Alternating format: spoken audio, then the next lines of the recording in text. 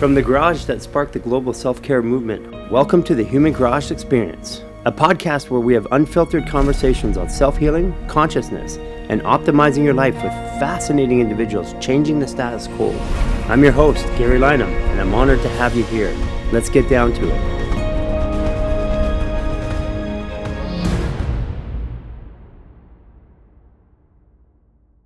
Conversation that we had has gone completely viral. We've got like 40 some odd, maybe 50 million views, and we have people ripping it off with tens of millions of views. So it's probably had 100 million views, and since we published it about a month ago. We have been practicing internally some of the recommendations. And to go even further back, like nicotine has not been a new thing in the health space. It's been there for a while, but I wasn't practicing it on a regular basis. That's brought up more questions.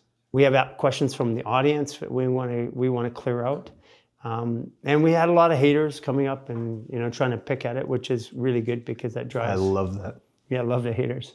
In case somebody hasn't watched the first podcast we did, can you just tell us a little bit about your background and give the reference again, and then we'll get right into it. Yeah, I'm Dr. Bryan Ardis, and I'm actually a retired chiropractor, acupuncturist, and nutritionist. I actually decided as a child I was going to be a marine biologist or a basketball player, but then I'm the oldest of 5 children, and my youngest sibling actually was diagnosed with an autoimmune disease when she was 11, and the prognosis that the medical profession had given my parents about my sister's autoimmune disease, what they gave as far as information about her future, it really bothered me. I didn't like the fact that there was no known cure. They couldn't tell you there was any known cause. I mean, they actually said this out loud. We don't know what causes this condition. We don't know how to cure it. But there's only 3 prescription drugs that this child will be on for the rest of her life, and it might ultimately end her life by the age of 40. And I remember thinking to myself when I heard my parents relaying this to me, I was 21, and I remember telling myself, I'm not going to let that profession kill my sister because they don't know what's wrong with her. Just using drugs to mask symptoms, when to me I was very shocked that the medical profession I assumed had been around for over 100 years had already established through scientific research what are the known causes for symptoms and diseases. So I decided at that moment at age 21, I was going to become a doctor of some sort, and I decided I was going to be a medical doctor because I didn't really know about any other doctors, but I thought I'd get into the realm of research, only to discover that primarily the research that's conducted in medical universities and medical schools is actually funded by Big Pharma to determine lethal doses of medications in animals, mice, rats, before they extend dosages for human trials. Well, for me, that's not actually researching the underlying root causes of diseases, which I thought the medical profession was doing. So I actually sidestepped that in a few occurrences when I was a young parent of a 4-month-old for the first time. This kid had all kinds of problems. We were told he was colicky. We told this is normal. But for the first 4.5 months of his life, he literally screamed 24/7 at the top of his lungs. And you've heard babies when they're in pain or fall, and they cry with that cry. They can't even inhale. They're crying so hard. This is how he was from the time he woke up to the time he went to bed. We went to 9 or so different pediatricians in a 4-month period. They had actually put him on 4 different antibiotics at one time, 4 different doctors. The 4th one actually put him into a grand mal seizure within 2 minutes of me giving it to my 4-month-old. I called the medical doctor who was a mentor of mine at the university I was attending, BYU in Utah. And the medical doctor actually said to me, what happened? When I called wanting to know what to do with my kid as a new parent and as a college student, undergrad actually, I didn't know a whole lot. I just wanted to know, how do I relieve the seizure symptoms of my kid? And do I call 911, go to your clinic, go to the ER? What do I do? And out of his mouth, this is what he said to me. A guy that had been a mentor for me for like a year, that I thought was going to be a future colleague in the medical field, he actually said to me, Mr. Ardis, that drug would have never done that, even though he'd never had a seizure until I put that drug in his mouth. And 2 minutes later, had a seizure. He's flailing all around, and he's on the phone telling me that that drug would have never caused that effect in my child. It must have been something I did. Did I shake my baby or drop my baby? Wow. Over the phone. No interest whatsoever in telling me what to do for my kid or where to take my kid or to bring my kid to him so he could assess how he's doing. It was just gaslighting me. I never even heard that term, what gaslighting was, but this was a moment like that. And this is the moment where I decided I couldn't actually be a part of the medical profession They gaslight you and just drug you to death is what I decided. And don't look for root causes of illnesses. And I wanted to know what was the root cause of my son's suffering, only to discover 2 weeks later he gets adjusted by a chiropractor while I'm at what I think is a physical therapist for a dislocated shoulder while I was playing intramural football. I'm recommended to go to this place in American Fork, Utah, and at this clinic, which I think is a PT place, on the second visit, he asked me to bring my kid from the lobby into the room where I'm being worked on. And it's about 3,000 square feet away, but he can hear that kid screaming at the top of his lungs and asked me in the treatment room, "Is that your kid?" And I said, "How would you know that's my kid?" And he said, "Because you were here on Wednesday. And the whole time you were here on Wednesday," and this was a Friday, the very next Friday, he goes, "from the time you walked in here on Wednesday until you walked out the door, there was a baby screaming, just like that, the whole time you were here. When you left, it left. You were here again on Friday, and now that you're in here, I hear it again. Is that your kid?" "Yes, it is." And this physical therapist, which I thought was a physical therapist, asked me to bring the kid back to the room, and I thought it was just to make it more easy and comfortable for the people in the waiting room. Yeah. So I bring him back, and he goes, "Please put your baby on the table." Now, this is a 4-month-old, and I'm like, I looked at him and I said, "What is a physical therapist going to do to my baby?" Remember, I'm there for work on my shoulder I dislocated. And he says, I said, "What's a physical therapist going to do to a baby?" And he goes, "I'm not a physical therapist, I'm a chiropractor." And I said, "What's a chiropractor?" And he goes, "Just put the kid on the table. Yeah. Your kid sounds like it's in pain. Have you taken this kid to doctors?" I said, "Many medical doctors, yes." "What do they say?" After $35,000 or so in medical tests in the last 4 months, not a joke, they can only tell us that he's normal and it must just be colic and he'll grow out of it. He threw up everything he ate. He never had a bowel movement without my finger with KY jelly on it stuck up his rear end to push my finger out, and then he would poop. That was every day, and then we couldn't sleep because he screamed all night and day. He never would sleep, and if he did, you had to hold him up against you for 15 minutes, and then when you would fall asleep and your arms would drop, he would wake up and start screaming and be inconsolable. This guy puts his hands on the base of my child's neck, and within 1 second, it feels like, he says, he looks up at me and he goes, "I have a question for you. Was this baby born C-section or with forceps?" This guy doesn't know me from anybody, and I looked at him and I said, "How would you even know that, or even know to ask me that?" And he said, "Because the first vertebrae in his neck below his skull is rotated out of alignment backwards on the right-hand side. And your kid is in extreme pain because of this, and that's why he's inconsolable. It's also why he has all his digestive issues you just mentioned." He said, and the only way you could torque, you guys know fascial work, the only way you could do that is if you used enough torque and pressure to pull using a suction cup, like a extraction with C-section, or to use forceps and pull the baby out of the vaginal canal. And I said, actually, the medical doctor used forceps on him and had cut his ears, and he had black and blue bruises around his ears for the next 3 weeks after birth. That's how hard he used these forceps. And in my head, I'm thinking, oh my goodness, I'm being gaslit by my medical professionals who are seeing my son. And now I'm learning that possibly their actions did this to him. And this is obviously not normal. And he says, "Will you please just let me adjust your kid?" Anyway, he adjusts my kid, and he makes one adjustment with his finger, and it's really light, but it makes this loud popping sound. And I actually thought he broke my kid's neck because I'd never heard a sound like that in a baby. And I picked up my baby, balled up my fist, wanting to punch this guy. And I actually left the clinic and told him I was never coming back because I was pissed. I thought he hurt my kid. I go out of the building. He's yelling at me, following me out, going, "Please just give him 5 minutes. He'll calm down." I swear he's just in extreme pain since he's born. I wasn't buying it. I thought he hurt my kid. So I get in the car, start driving home, and within 5 minutes, he passes out in the back seat while screaming at the top of his lungs. And I thought he died and had a stroke and pulled over on the side of the car. He's barely breathing. I can feel it through his nose, but he won't wake up no matter how I attempt to wake him. This kid was exhausted, it appeared, but I thought he was dead or in a coma. So we go to the house. I'm doing like 100 miles an hour. I go in and I call the medical doctor, who was actually the one who told me it must have been something I did that caused a seizure because I didn't know who else to call. I didn't know what to do. I was scared. And he said, "What happened?" And I told him. And he said, "Mr. Ardis, there's nobody that you could have taken your kid to that could have created more harm than a chiropractor. He probably gave your kid a stroke when he adjusted your kid." Now, this is the second moment I've been told the actions of my child are my fault. And anyway, I slammed down the phone, and it was about 2 weeks later, while I was studying the MCATs, I decided I couldn't be a part of that profession anymore. I needed people to guide me through how you heal a kid.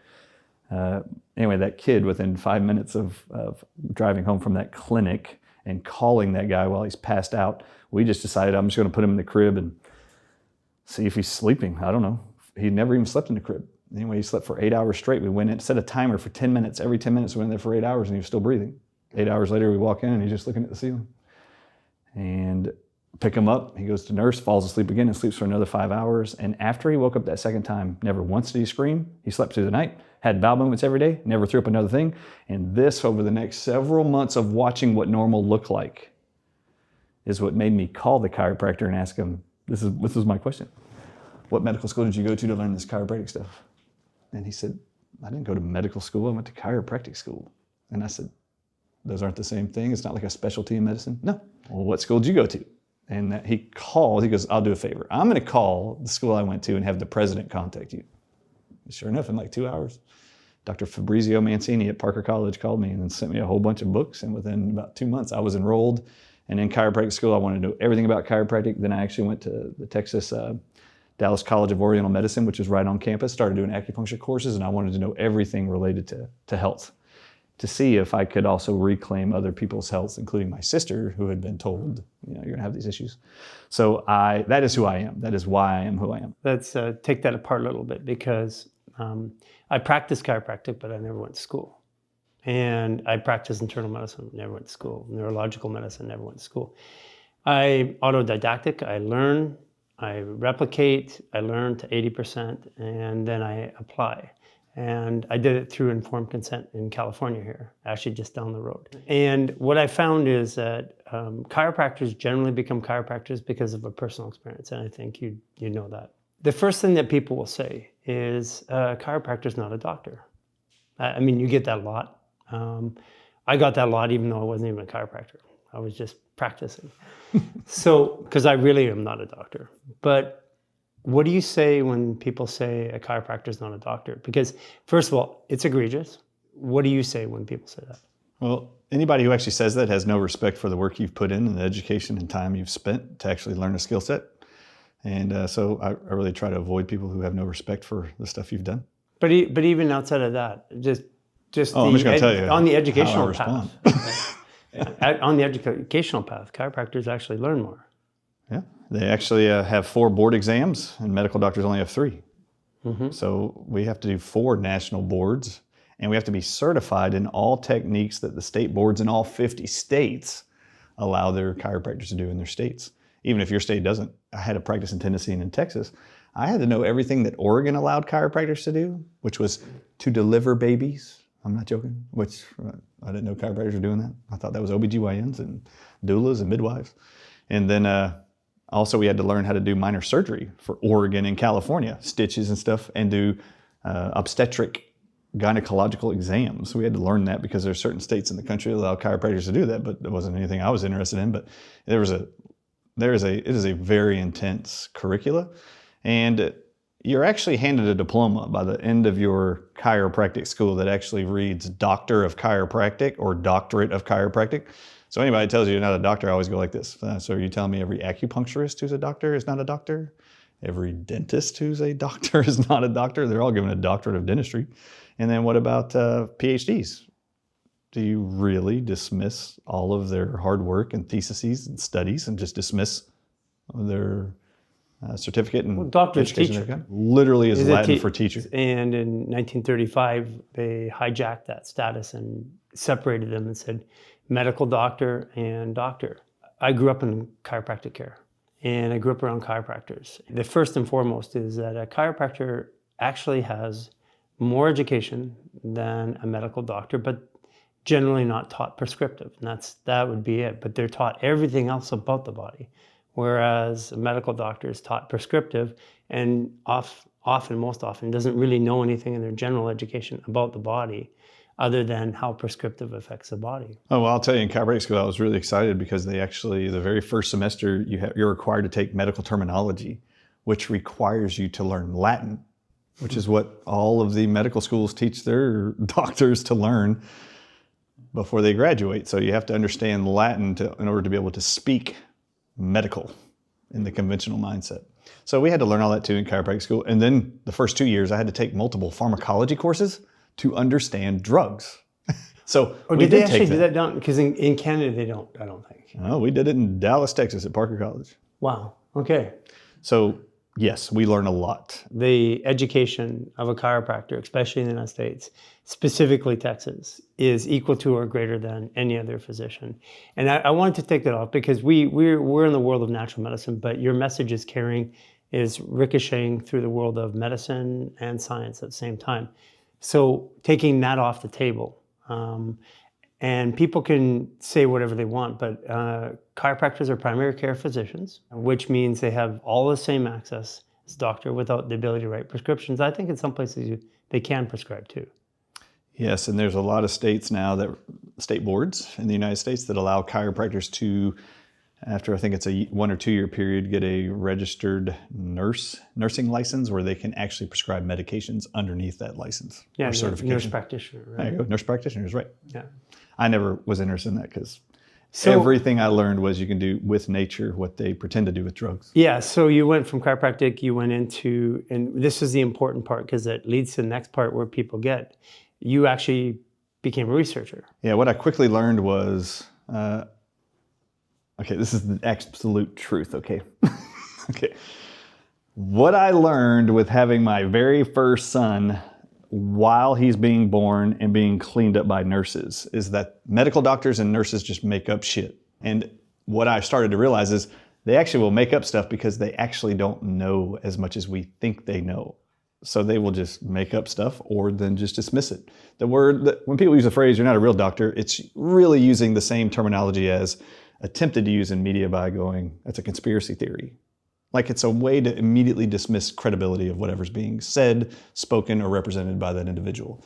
And I just find that to be very disrespectful to the individuals who actually have the license, the time, the knowledge, the clinical experience, the research, that they've actually spent time and are educating people in their audiences, which is exactly what a doctor is. So I really don't put up with the BS of the medical profession. It's become very obvious since the COVID-19 pandemic. I have been lied to my entire life by the medical profession. Yeah, and it's also on the other side too. There's a lot of really great doctors. There are. I have a lot of doctors I would call colleagues because I worked with them for years. Like 1,500 of some of the best doctors in the world were patients or clients of mine, however you want to define it. And there are some really good ones and that have gone outside and studied. And but you went from doctor and then the research part of it. This is really interesting because a lot of the foundation of what you talk about is based heavily on research where anybody who reads your book and goes to your website knows that this is not your opinion, this is actually research. You will never actually hear me speak on a topic that I haven't actually researched to the nth degree to be able to make sense to it to me personally. Many things are written in a scientific way, and you'll read words you just don't understand, and I have to know them all. Like I have to break them all down, make sure I can make sense to me what's being published before I ever present it or attempt to use that information in a clinical setting with a patient. But I'll give you an example. So I had a billionaire patient who came into my office, in my Dallas, Texas office. This is an example of the research. This is what I love. This guy comes in, he's been to the Mayo Clinic 5 times in 2 years for 3-month stints at a time for a condition called aphasia, which is what Bruce Willis just retired from Hollywood being diagnosed with, which is your brain is thinking what to say, but your mouth won't say it. It is delayed. So you'll see you have the thought you want to say something, but then there's like 30-second delay, a minute delay, sometimes 2-minute delay, where you're just sitting there and you're waiting for the part of your brain to tell your mouth to say it. And it's very embarrassing, very humiliating to the individuals who have this. And this guy built a massive company from scratch, multi-billion-dollar company. He comes into my practice having been diagnosed with aphasia, but had spent 2 years at the Mayo Clinic in Wisconsin, believing he's with the best of the best, which he was in that field. But he ends up in my office because 2 years later, he's still got the same problem. It's only getting worse. So this is what it looked like. He actually came in and I felt bad for him because you could tell he was embarrassed. He's in his 60s. I went to the kids' room and I grabbed a Magna Doodle and said, can you write the answers faster than you could speak them? And he said, yes. So he just used a magnadoodle to answer my question. And it was faster than the delayed speech would come. The next day, him and his wife brought an iPad so that he could write on, which was better than a magnadoodle. Between the time he came into my office and the very next day when I decided to give him his report of findings and he was able to come in, I already figured out that night in 30 minutes what was causing his aphasia that no one at the Mayo Clinic had even looked at. On the intake forms, he actually had 5 different prescription medications. 3 of them were cholesterol drugs, 2 of them were high blood pressure drugs. But I didn't know how long he'd been on them. I just saw them on there and by name. So I went home and I wanted to know, of these pharmaceutical drugs, I wonder if any of these are published in peer-reviewed published research studies to be known to cause aphasia. So all I did was type in the name of the drug in PubMed.gov, type the name of the drug and these words, and aphasia. And couldn't believe it. Did you know every cholesterol drug, every statin drug is published to cause aphasia? Aphasia, yes. And the age group that it is most often diagnosed in is his age range. 60 to 70, males.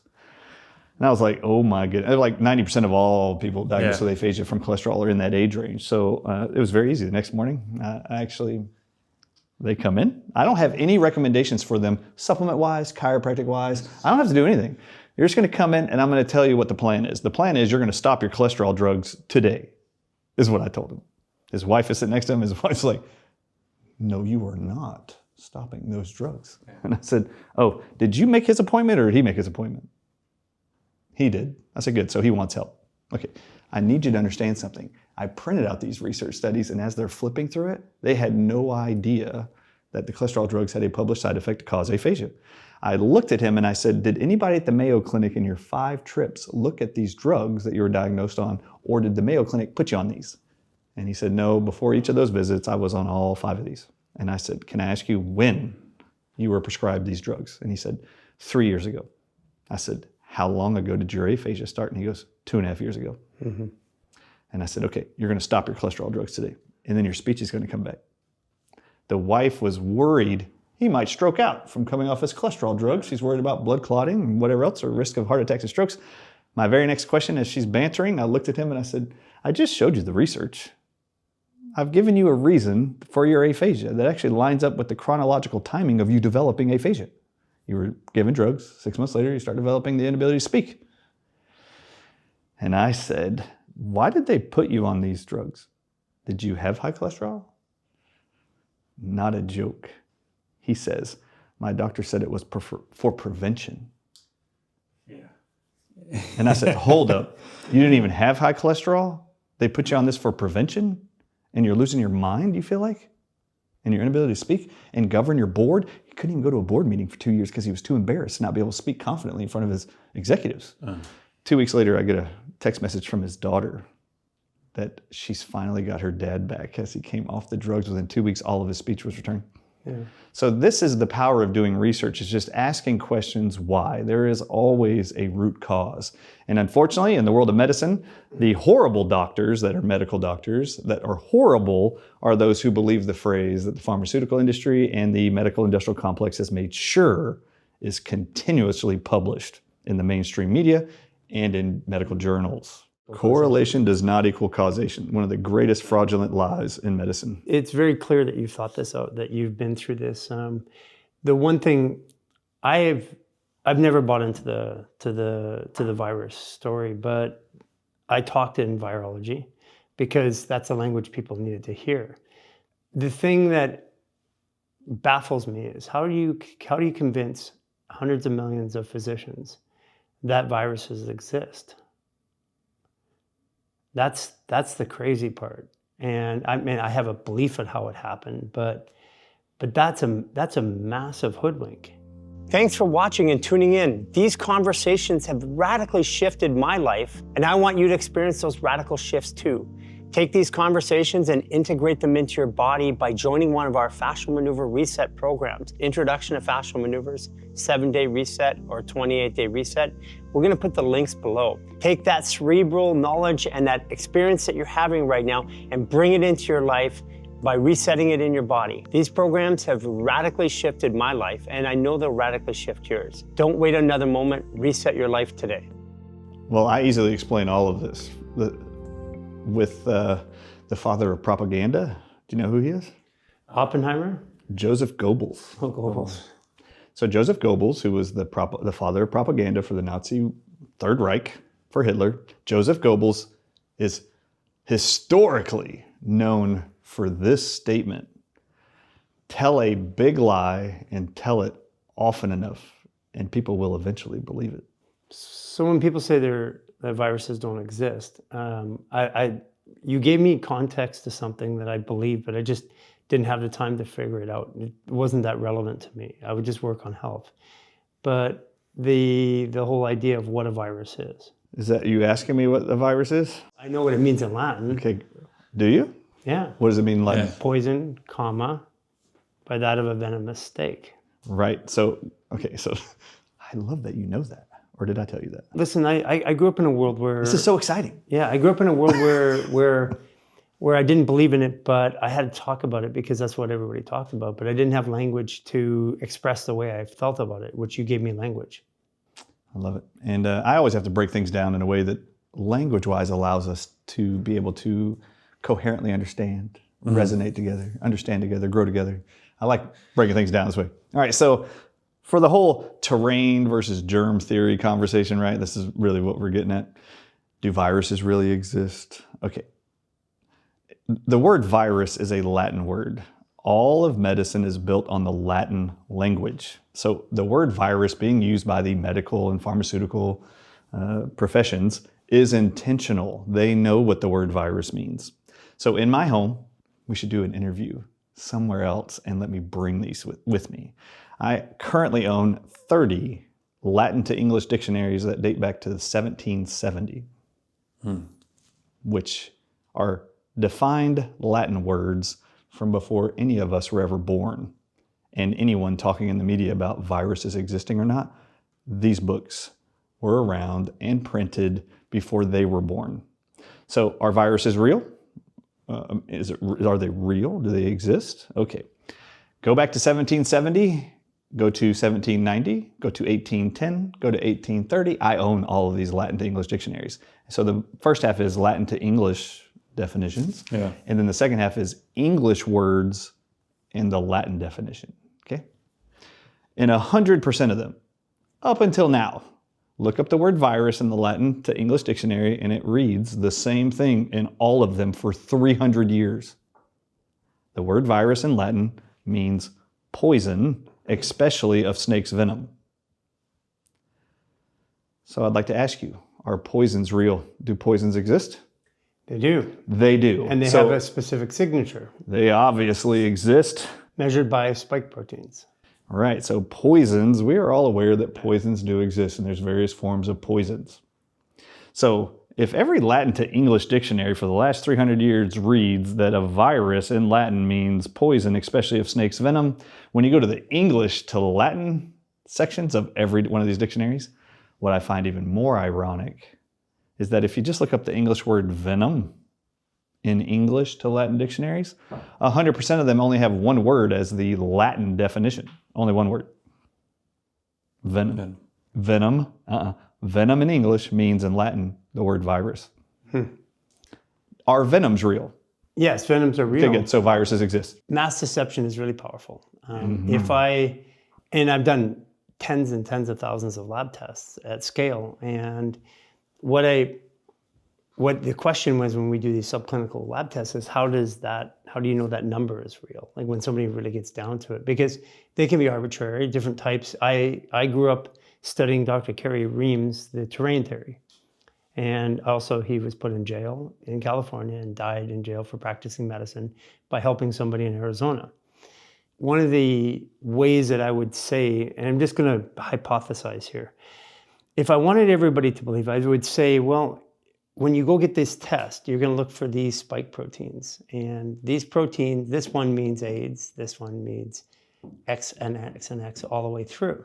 And I, as a physician, I have learned to look at the test, not the actual body.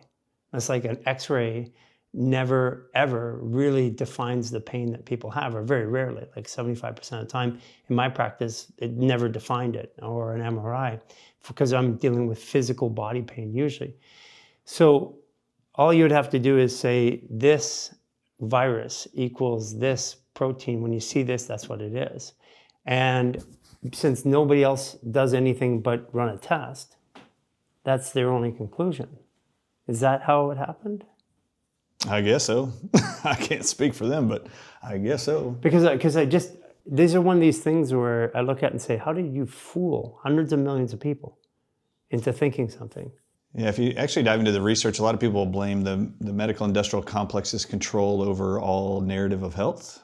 Back to one document called the Flexner Report, which was written by a guy named Abraham Flexner in 1910. You can still buy it and download and read it right now. But the Flexner Report rewrote all the curriculum for the medical schools in Canada and America, which now everyone else around the world looks at as an example of truth. And if you want to really get to the viral deceit, I believe it all started in the 1880s.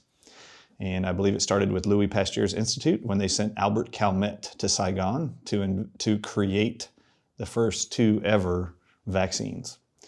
And while he was producing the first ever rabies and smallpox vaccines, do you know what he was actually sent to also make at the exact same time in the exact same lab? He was sent 10 king cobras from India to study the venom of king cobras and develop, for the first time ever, anti-venom to snake bites.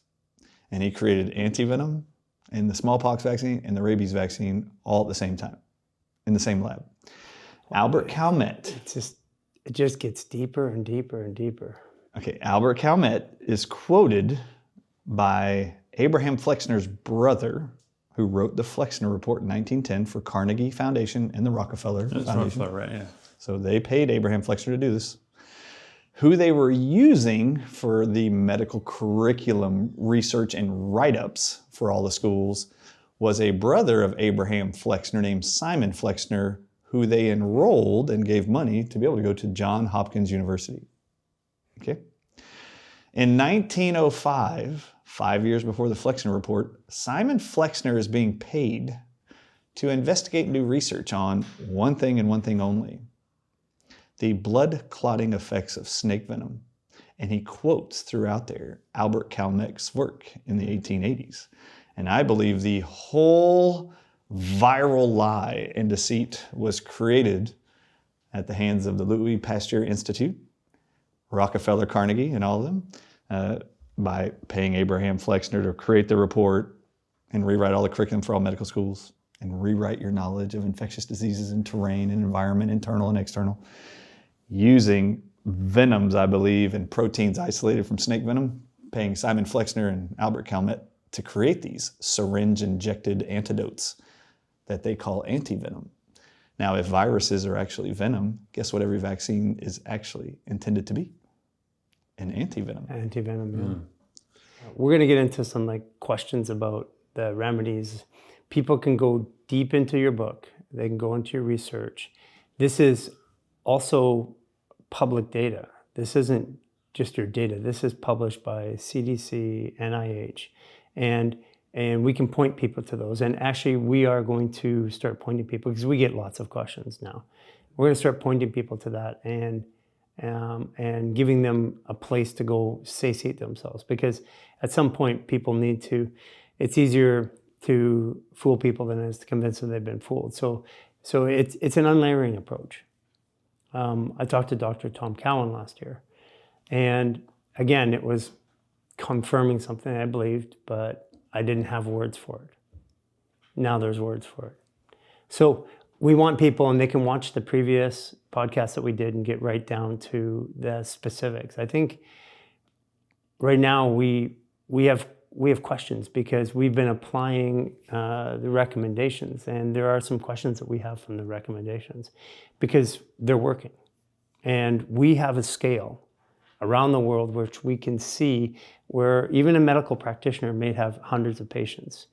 We have millions of people and hundreds of thousands that report to us anecdotally, but nevertheless, at that scale, you can't dismiss anecdotal evidence.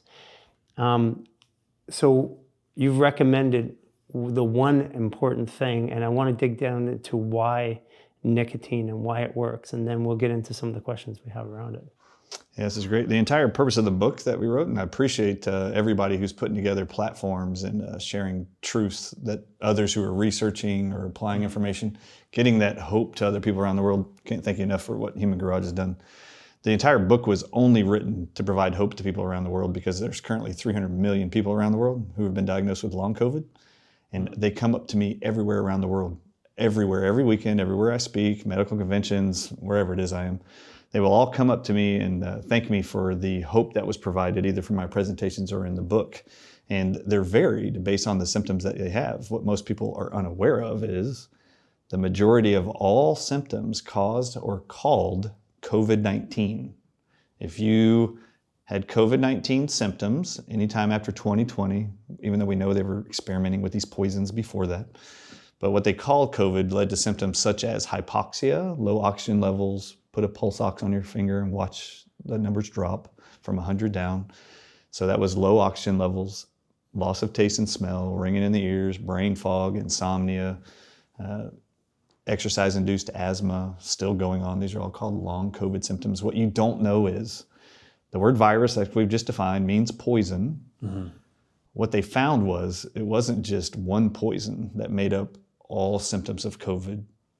Every singular symptom isolated that they called COVID or COVID-19 related or long COVID or vaccine injured are actually blamed on 36 specific poisons. And DNA tests in 5 different countries confirmed what those poisons were. And once DNA analysis allowed them to identify what is the molecular makeup of the poisons that were in each body, they discovered that the reason why smokers, it was being reported around the world, were completely immune to COVID, Least it appeared. affected. Yeah. They actually published it. You can see all the articles. I actually have mainstream article publications in the book too, highlighting this starting in April and May of 2020. That it appeared from all around the world that smokers were immune. And smokers, they actually expected in January of 2020, even our government in America was actually publishing, empty all hospitals, cancel all outpatient procedures, leave all beds available because all hospitals are going to be flooded with smokers. This is what they said. Yeah, I remember Because all the smokers who have lungs that are damaged by tobacco use commercially are going to inhale a virus that are going to make those weakened and diseased lungs even more horrific of an outcome. And they're all going to be in the hospitals. Only 5 months later into the pandemic, almost every hospital was empty. And there were no smokers in any of them. In fact, to this day, smokers are still the least affected by COVID to get sick, be hospitalized, or die. It's only 1.6% of all smokers. My father, he just turned 81 a little while ago, but that whole time period during COVID, the height of it, people telling him to mask up. He never wore a mask or anything, but he's a pipe smoker and it's been his whole thing. Never got sick the whole time. And he eats peanut butter sandwiches for breakfast, and like eats cocoa wheats. But like the nicotine makes sense of like how it connects, but he never encountered anything. So I would like He's always smoked pipe. Yeah, that's awesome. I actually have tons of medical doctors who immediately when I released a documentary called Watch the Water 3 years ago in 2022 with Stu Peters, when we released that, it had tens of millions of views overnight. Many MDs immediately contacted me and said, oh my God, finally, my parents' scenarios of health during COVID finally make sense. And all of them said to me independently, they have one parent that's a chain smoker and the other one is like a eat right, intense organic, all working out, staying healthy guy, all natural. And the one chronic smoker was the only one that never got COVID, but the other one has had debilitating effects of COVID and was sick. The healthiest ones were appearing to be the healthiest ones, were the ones that were actually being the most affected.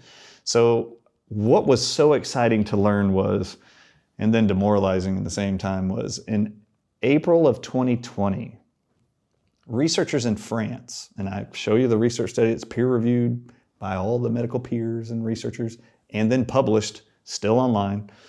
They actually, I find this interesting, by the way. In the paper, they say they requested the spike proteins of COVID, and they were shipped to them in April of 2020 from China and the UK. That's in their paper. Is that not weird to you? And they published what the spike proteins are most identical to. And they say it's most identical to three things. Cobra toxin, which is a protein from the venom of the king cobra that is a neurotoxin. It damages nerves and affects nerves. And the second most likely thing it's identical to is what's called bungarotoxin, which is a snake in Asia called the crate snake's venom. And it's of the bungarus genre, which is their Latin scientific name, but it's called a crate snake. So bungarotoxin and then cobra toxin are the two things that the spike proteins of COVID are identical to. And they said there's also 3 segments of what's called the rabies virus that they said was also very similar to these spike proteins. Now, I have something to say about that in a second, so ask me about rabies, okay? Yeah. First two I want to focus on, because they keep talking about in this research paper, is cobra toxin and bungarotoxin. These are 2 neurotoxic venoms that affect the nervous system of a mammal, human being also. And what it does is, they said, now that we know exactly what the spike proteins are identical to, which the spike proteins, if anybody around the world saw the images of COVID, it was a ball, the virus, but there's going to be spikes all over it, like a spike ball, like the little game. That's what the images they wanted you to see. All the individual spikes on the outside, those little bitty things extending around the ball, is what they were saying was making all the symptoms of COVID and making it so deadly, because there was no other virus with these little spikes on it, specifically. So these spikes were identical to 2 snakes' venom proteins, and they said now that we know this, science already knows what these 2 neurotoxic venoms target. And this is shocking, if you don't mind me spending a moment on this, because I couldn't believe it 3 years ago when I read this paper for the first time. They published in the paper that every medical doctor around the world is talking about, that in the lungs, when we breathe in air, if we breathe in the COVID-19 virus, the virus gets inside the lung cells to cause respiratory arrest symptoms or pneumonia or COVID pneumonia by entering through what's called the ACE2 receptors, which is on the outside of the lung cells. And they'd say the spike proteins were like a key that entered a lock called the ACE2 receptor, and then it would unlock the cell and then move in and infect it and make the lung sick. Mm-hmm. The French scientist, to my shock 3 years ago, 2 years into COVID-19, actually published, it's already been studied that human beings, and published, don't have ACE2 receptors on the surface of their lung cells. So this can't be how people are getting COVID. Right. Oh my God. To this day, it is still being published in medical journals that the ACE2 receptors in the lungs is how COVID-19 is getting into your body. But humans don't have There ACE2. is no ACE2 receptors on the outside of the lungs inside your human body to be exposed to the air molecules or viruses with the spike proteins. So I'm really sorry, you've all been lied to. Yeah, wow. So the French researcher said, though, these definitely don't bind to ACE2 receptors in the lungs, but what these neurotoxins do is in the venom of these creatures, it gets inside the bloodstream and immediately crosses the blood-brain barrier. And then it targets specific receptors in the brainstem of a mammal to suppress its ability to breathe. And these cells that control the heart's beat and contraction and the diaphragm's contraction in a mammal to draw in air, these receptors are called alpha-7 nicotinic acetylcholine receptors, or nicotine receptors for short. And they said, because we know these venom proteins from these 2 snakes target alpha-7 nicotine receptors, this finally explains why smokers around the world seem immune to COVID, because nicotine in the plants of the earth are perfectly designed to fit inside these receptors. And then venom proteins can't bind there. So the body just eliminates you, poop them out and pee them out, the spike proteins. Mm-hmm. And this is how smokers were protected. In the same paper, they said, now knowing through DNA analysis what the spike proteins of COVID are most identical to, it also explains why scientists and medical professionals around the world are saying ivermectin is working against COVID. And this is awesome. They actually write, ivermectin, like nicotine, acts on alpha-7 nicotine receptors in the body, but in a different role. It's called a positive allosteric modulator, or for medical scientists and researchers, those are called PAMs, P-A-M, positive allosteric modulator. And the ivermectin molecule will sit on those receptors, but not as perfectly bound to them as nicotine, which is why when people around the world are using nicotine patches, nicotine gum, tobacco organic products, even if they've been using ivermectin for 2 years now trying to resolve their long COVID symptoms. Within 24 hours to 48 hours, they will usually see all of their COVID symptoms disappear when adding nicotine. Because ivermectin isn't the perfect fit. Even though it is a fit, it is not as perfect as nicotine. So is it coming in and removing the venom from the receptors and replacing it? It does. So it's competing for that space. It absolutely does. And they publish that it will actually, the body will release venoms if they're bound to those receptors and grab and prefers nicotine. Yeah. My question is, how are people actually catching it? Because how are you getting that venom inside your body in the first place?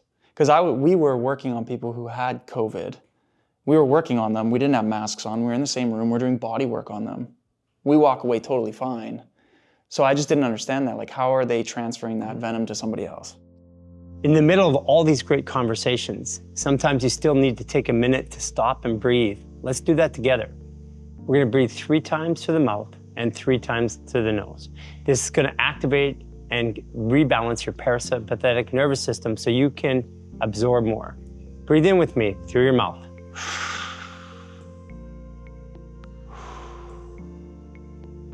2.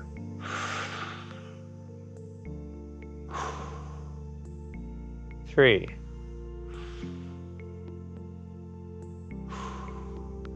Now 3 breaths through the nose.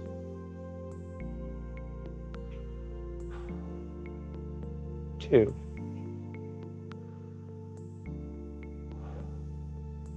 3. Now with that simple 6-breath reset, you can go back and enjoy more content. Yeah, I'm actually 100% convinced that in order to spread a poison or a virus, the way that it happened around the world, and at the same time, governments around the world in unison and lockstep locked everybody down in their homes. Remember this? Remember the most horrific supposed variant of COVID? Do you remember which one variant created the worst symptoms supposedly for the majority of people? It was called Delta. It was just one summer in 2021. So Delta was actually spreading around the United States, where I live, and all around the world. During a period, we were all locked down in our homes and not allowed to travel and be at work and be on planes. So I would like to ask you, how did we share it with our neighbors, and how did it spread throughout the world? If we're all in our homes and we all have air conditioning ventilation systems with filters, how did they spread this pathogen through the air, or this poison through the air? I actually surmised that the governments were all in lockstep in creating this pandemic I call a plandemic, which I'm not the only one who use that reference. It had to be a well-orchestrated, planned agenda. And the only thing all Americans who live in urban areas pay the government of the United States or their cities or the municipalities to deliver into their home that is vital for their survival every single day is what? Water. And what have they been doing to our water since the 50s? Yes. I mean, this is a big proponent. Like we have shower filters and double up sometimes. We use water filters. We ship them to all of our locations. And there is another aspect of it too, which I felt the wrath of the institutions in 2019, the banks. 2018, the banks started shutting me down.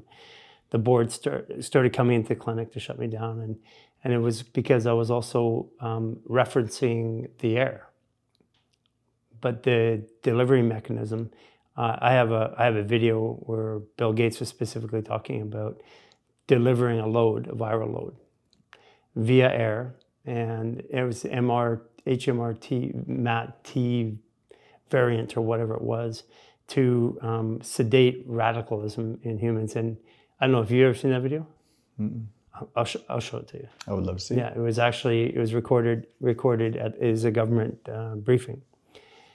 And I looked at it and said, well, there's interesting things. In the clinic, I was pulling out, and I had all these people sick, and we'd run all the tests, and nothing was working. So I'm just going to keep running tests till I find something. Hair follicle testing showed extremely high barium, strontium, aluminum in the fascial tissue, the hair follicle. So it's not in the blood, not measured in the blood, but it's measured in the tissue.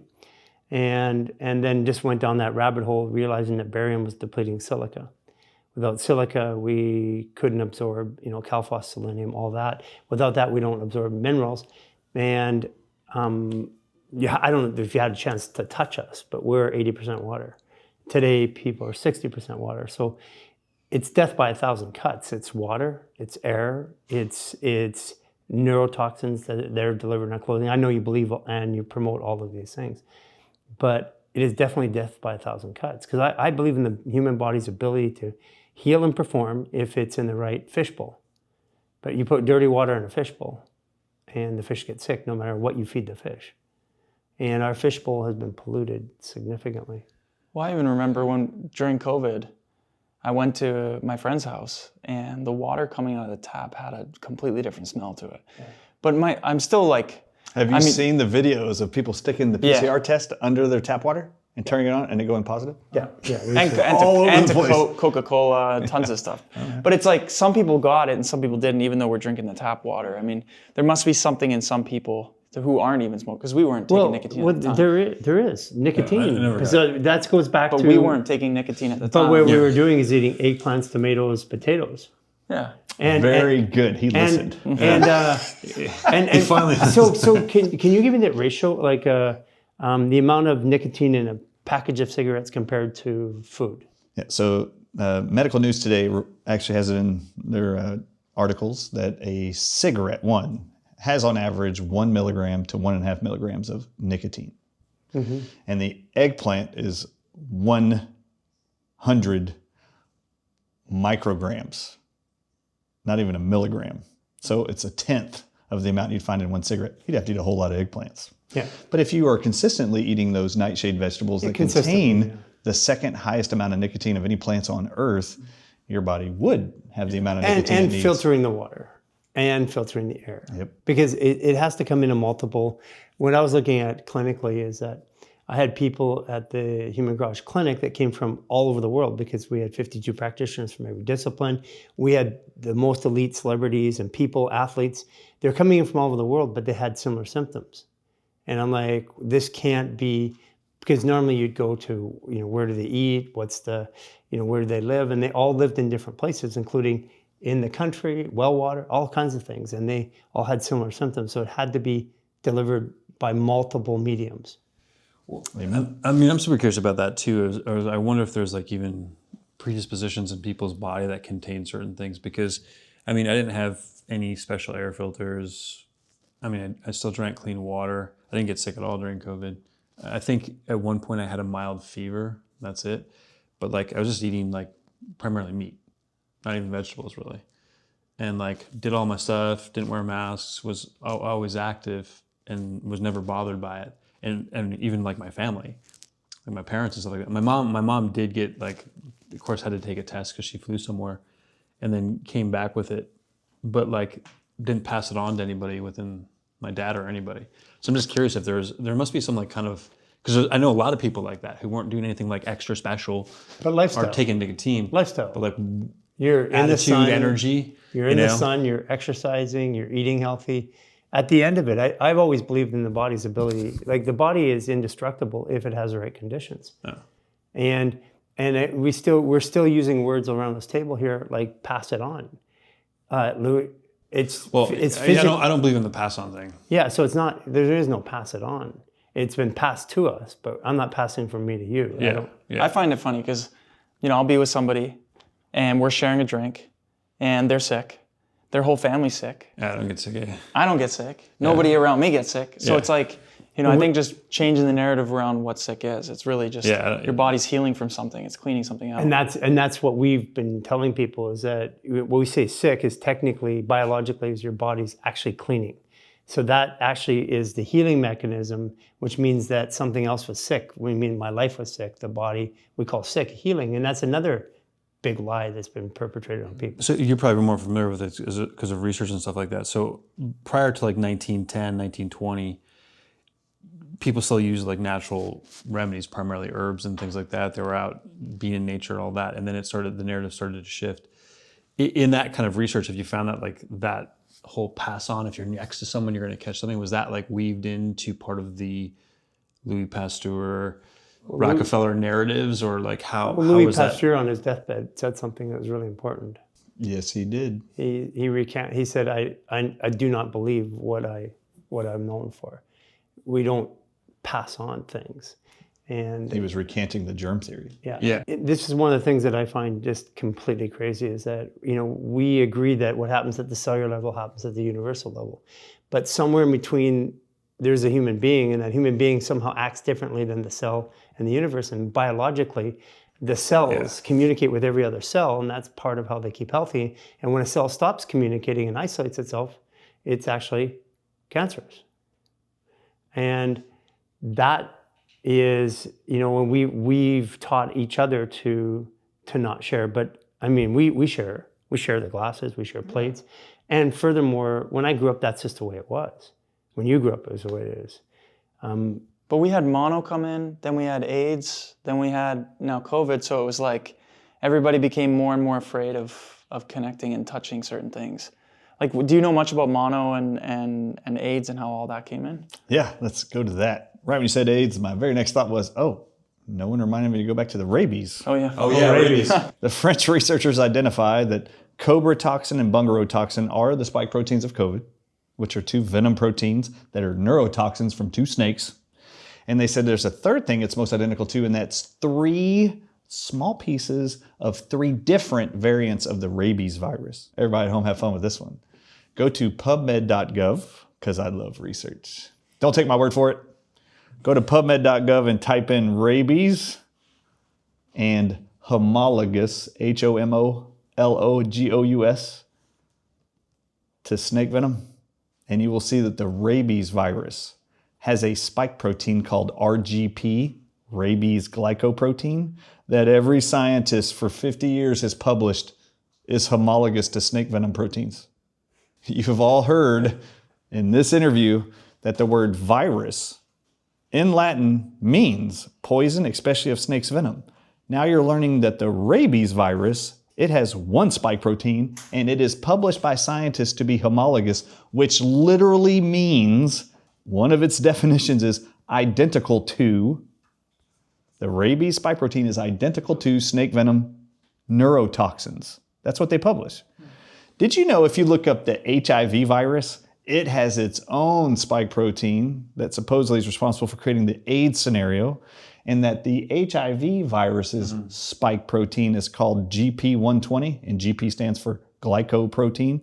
Glyco is Latin for sugar, protein. Glycoprotein 120.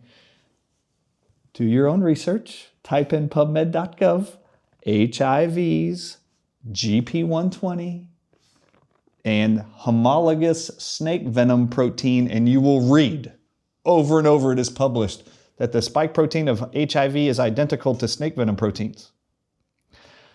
Now, that's HIV and rabies. Remember, what's the word virus mean in Latin? Poison. Poison, especially of snake's venom. What does venom in English mean in Latin?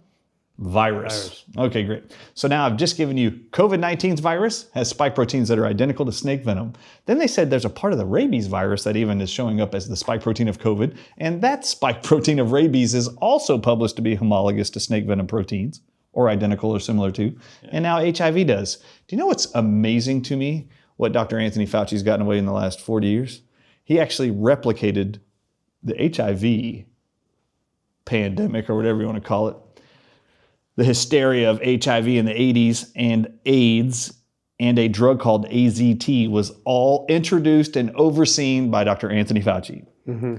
I just told you, HIV, published. Go look it up. HIV's GP120 is homologous to snake venom proteins. Do you know what AZT is, which is the drug Anthony Fauci introduced to the world as the save-all for those who had HIV and now diagnosed with AIDS?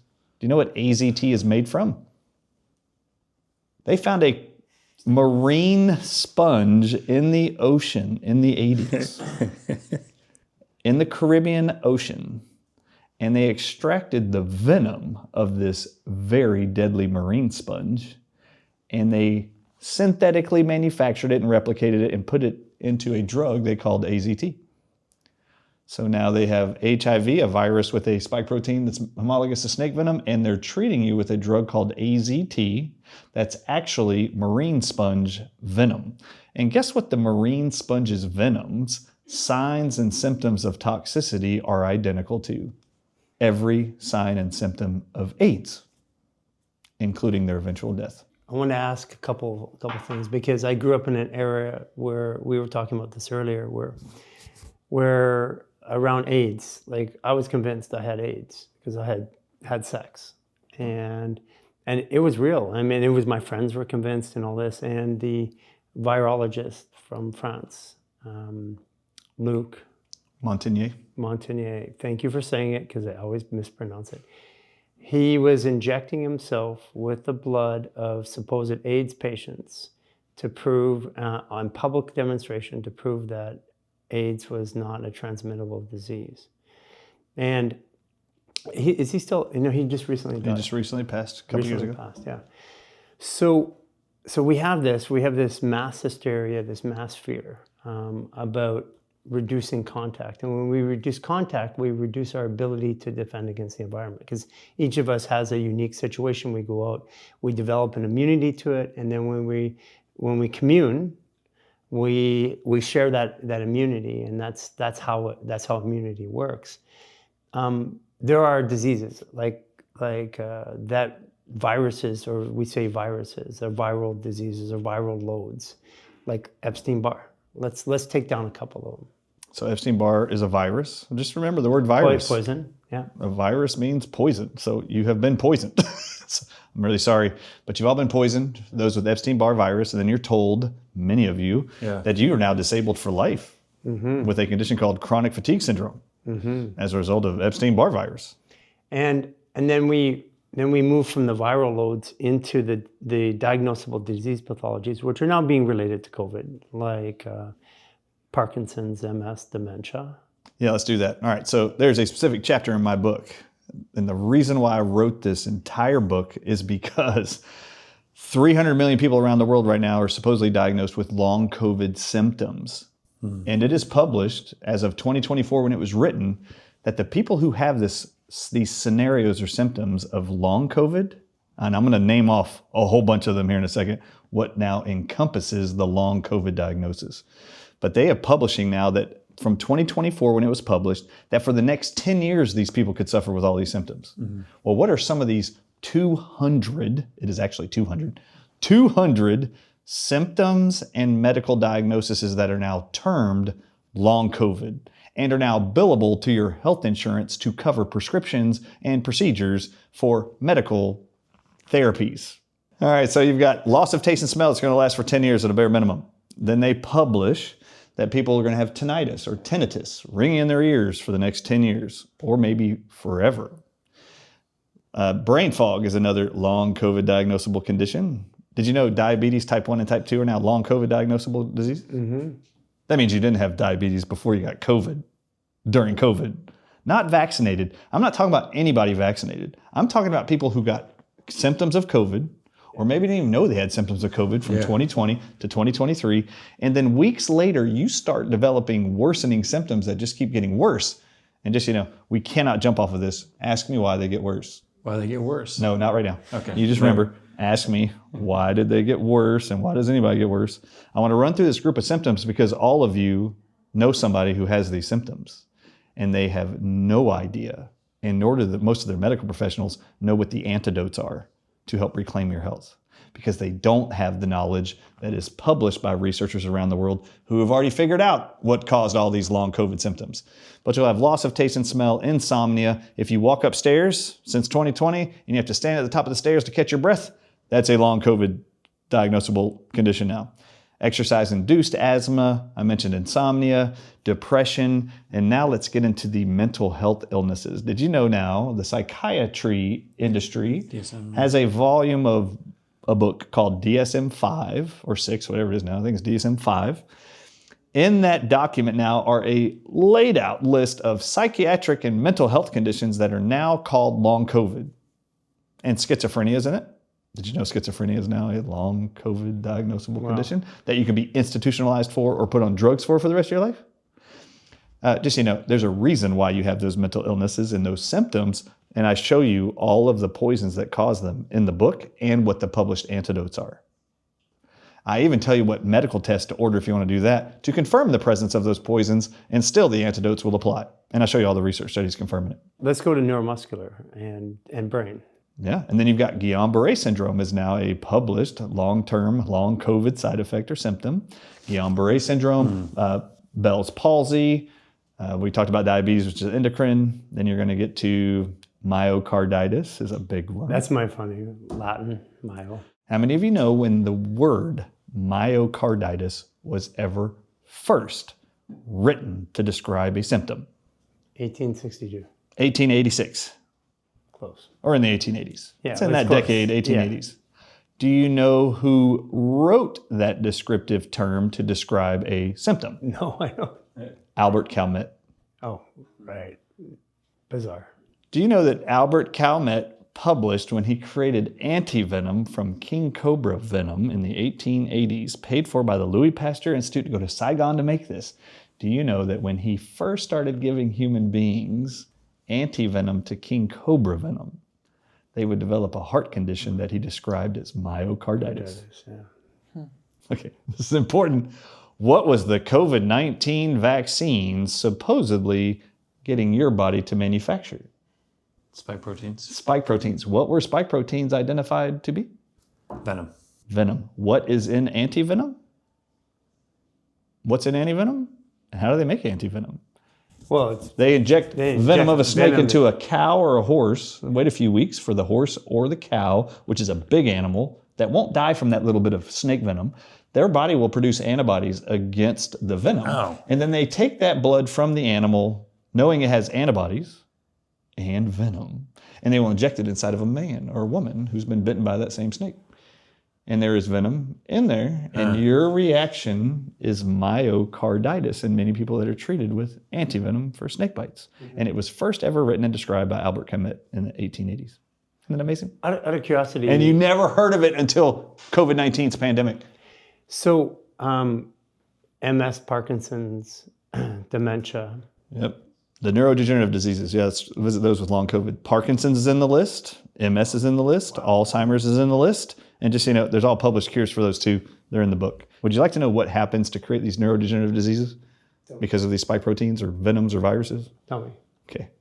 The venom binds to what are called alpha-7 nicotine receptors, abbreviated NACHR. That ACHR is important. Do you know what it stands for? Acetylcholine. So these are alpha-7 nicotine acetylcholine receptors. When any venom binds to an alpha-7 nicotine receptor, it permanently, while it's attached to that cell, if it's a nerve cell, it blocks transmission of acetylcholine from that previous nerve cell to the next nerve cell where the venom is stuck in between at the nicotine receptor. And they publish that as long as the venom is tied to that, bungarotoxin and cobra toxin in every snake venom research ever, they say as long as that venom is bound to that receptor, acetylcholine, you can supplement it, inject it intravenously, it will never bypass that synapse of those two nerves because venom permanently blocks it until you dislodge the venom. Then the acetylcholine works. And this made so much sense to so many medical doctors around the world when they saw Parkinson's symptoms in their COVID patients or vaccine injured or saw MS-like symptoms or Alzheimer's. They would literally start pumping them full of choline or acetylcholine, knowing this is the neurotransmitter that restores all those normal functions.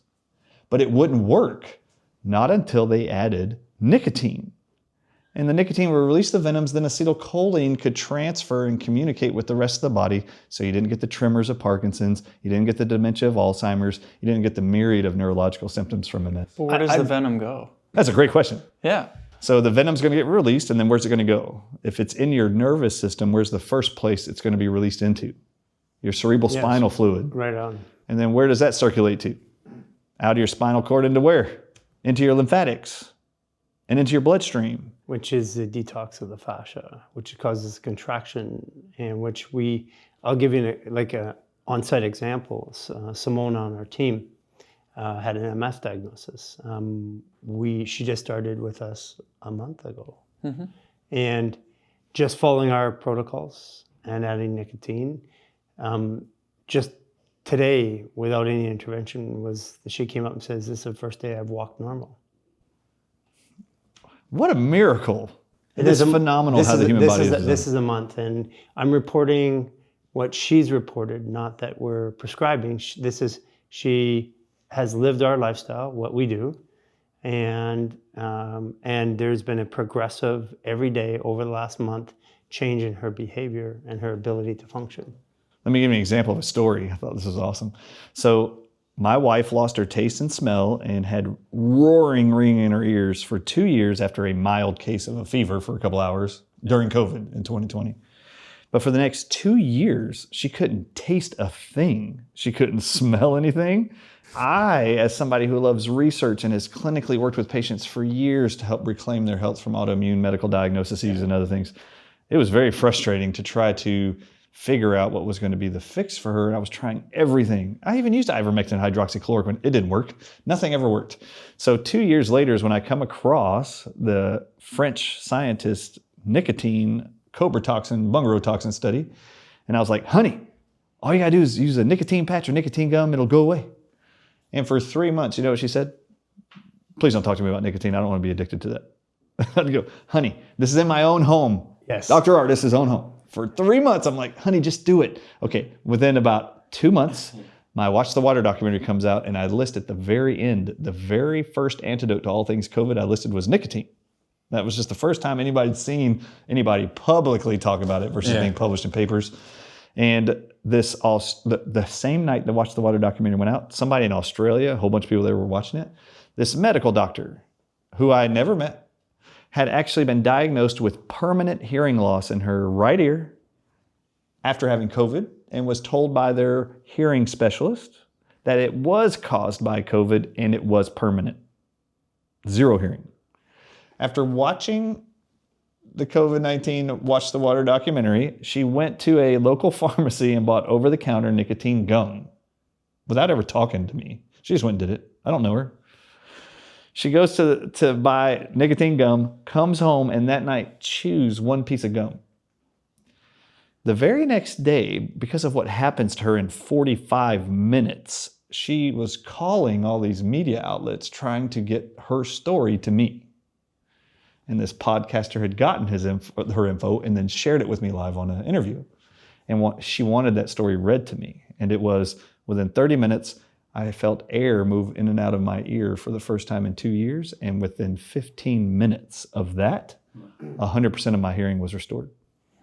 My wife was in the house and overheard this interview and then disappeared out of the home. I didn't know where she went. I don't keep track of her that way. She just left. 3 days later, I learned where she went. Because as I'm walking to my bedroom, she's standing in front of me and like blocking me, like not letting me go through the hallway. And I said, what is it, honey? And she said, I have to be honest with you and tell you something. I said, what is that? And she pulls out from behind her a case of nicotine gum she bought at Costco. And I could tell it's open, the box. And I said, wait, have you been doing that? And she goes, yes. I said, for how long? And she goes, for 3 days. And I said, and she goes, all my taste and smell is back and my tinnitus is gone.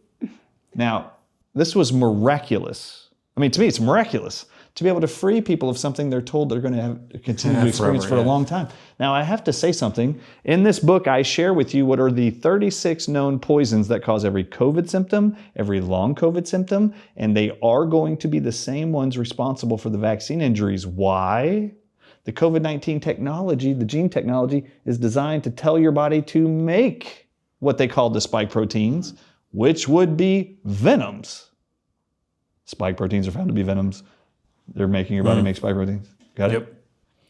Do you know that it is published, and I show you in the book, over and over and over for 70 years or so, they know that any venom protein in a body of a person, a human, who has either been stung by a scorpion sting and had venom of a scorpion injected inside of them, bit by a venomous spider, or actually bitten by a snake and has its venom inside of them, and the person is dying but is treated with anti-venom. Even if they survive, do you know what science publishes is the average time span that venom will stay in the human body, wreaking havoc on all of their systems? 14 years. 12.7 to 14 years. Mm-hmm.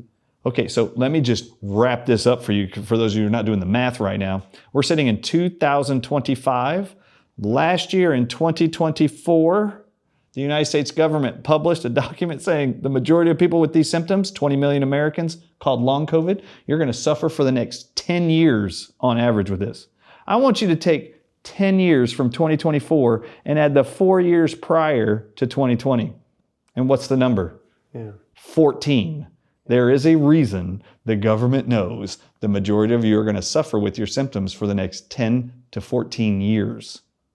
Your body doesn't degrade on its own very easily. It takes a long time, but I have answers to all of them in the book. So when it comes out in the lymph, like you were saying, goes to spinal cord up into the lymph nodes, how long does it take after that to come out? Well, I just explained it to you. Yeah, but I'm talking about if you're long. replacing it with nicotine. Yeah, so you put nicotine in the body releases it. That venom can stay circulating in your body, your lymph system, your bloodstream. Now, let's talk about the lymph. Where does all of the lymph in your body end up before it empties into your digestive tract to be eliminated in your stool? What organ? It's called the spleen. That is the largest lymph node in your body. So there's a couple things about that. I mean, we see the lymphatic system as the working system for the fascia. We see fascia quite differently. When people do fascial maneuvers, their fascia becomes very loose and very open and very flowing again. I've also, the opposite of that is when the fascia is dehydrated, it causes contracting around the lymph, not allowing fluid to move, which causes pooling of that fluid, which then gets parasitic activity, bacterial activity, and it causes lumps. Just call it that. The populace, because of barium, well, there's a number of things, but one of the big ones is barium, a lot of other chemicals. The body is not able to absorb minerals and process water properly or hold water or get it to the right place. So we have a lymphatic system that we're draining into that is currently dehydrated and can't move because lymphatic requires microcirculation, which is breathing. And this is why I believe that what we're doing with fascial work and these fascial maneuvers are opening up the lymphatic system and allowing this to move. And we have the water being able to be replaced, and we have the torsion and microadhesions breaking up so that the lymphatic system starts to move. And you can see it when we do work before and after. When somebody does like a fascial facelift, they look full. There is fluid moving back in their fascia and in their lymphatic system. This is why the combination, I believe, like for Simona, has worked so fast. It's instantaneous. It's 1 month and she's walking again. We have video of her not walking in Austin. We have video of her walking now today and without looking like there's never been a symptom. It's incredible. I wanted to tackle a couple topics. Addiction and nicotine, because that's the biggest one that we get, right?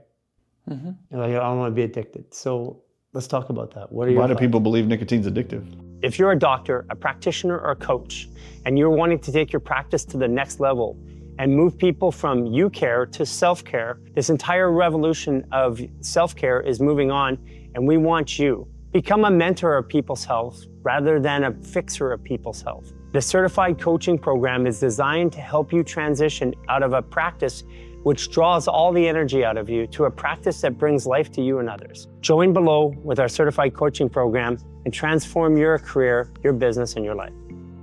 I have a belief, but I want to hear it. I want to hear it from you. Oh, it's called propaganda. Yeah. And the FDA started in 1994.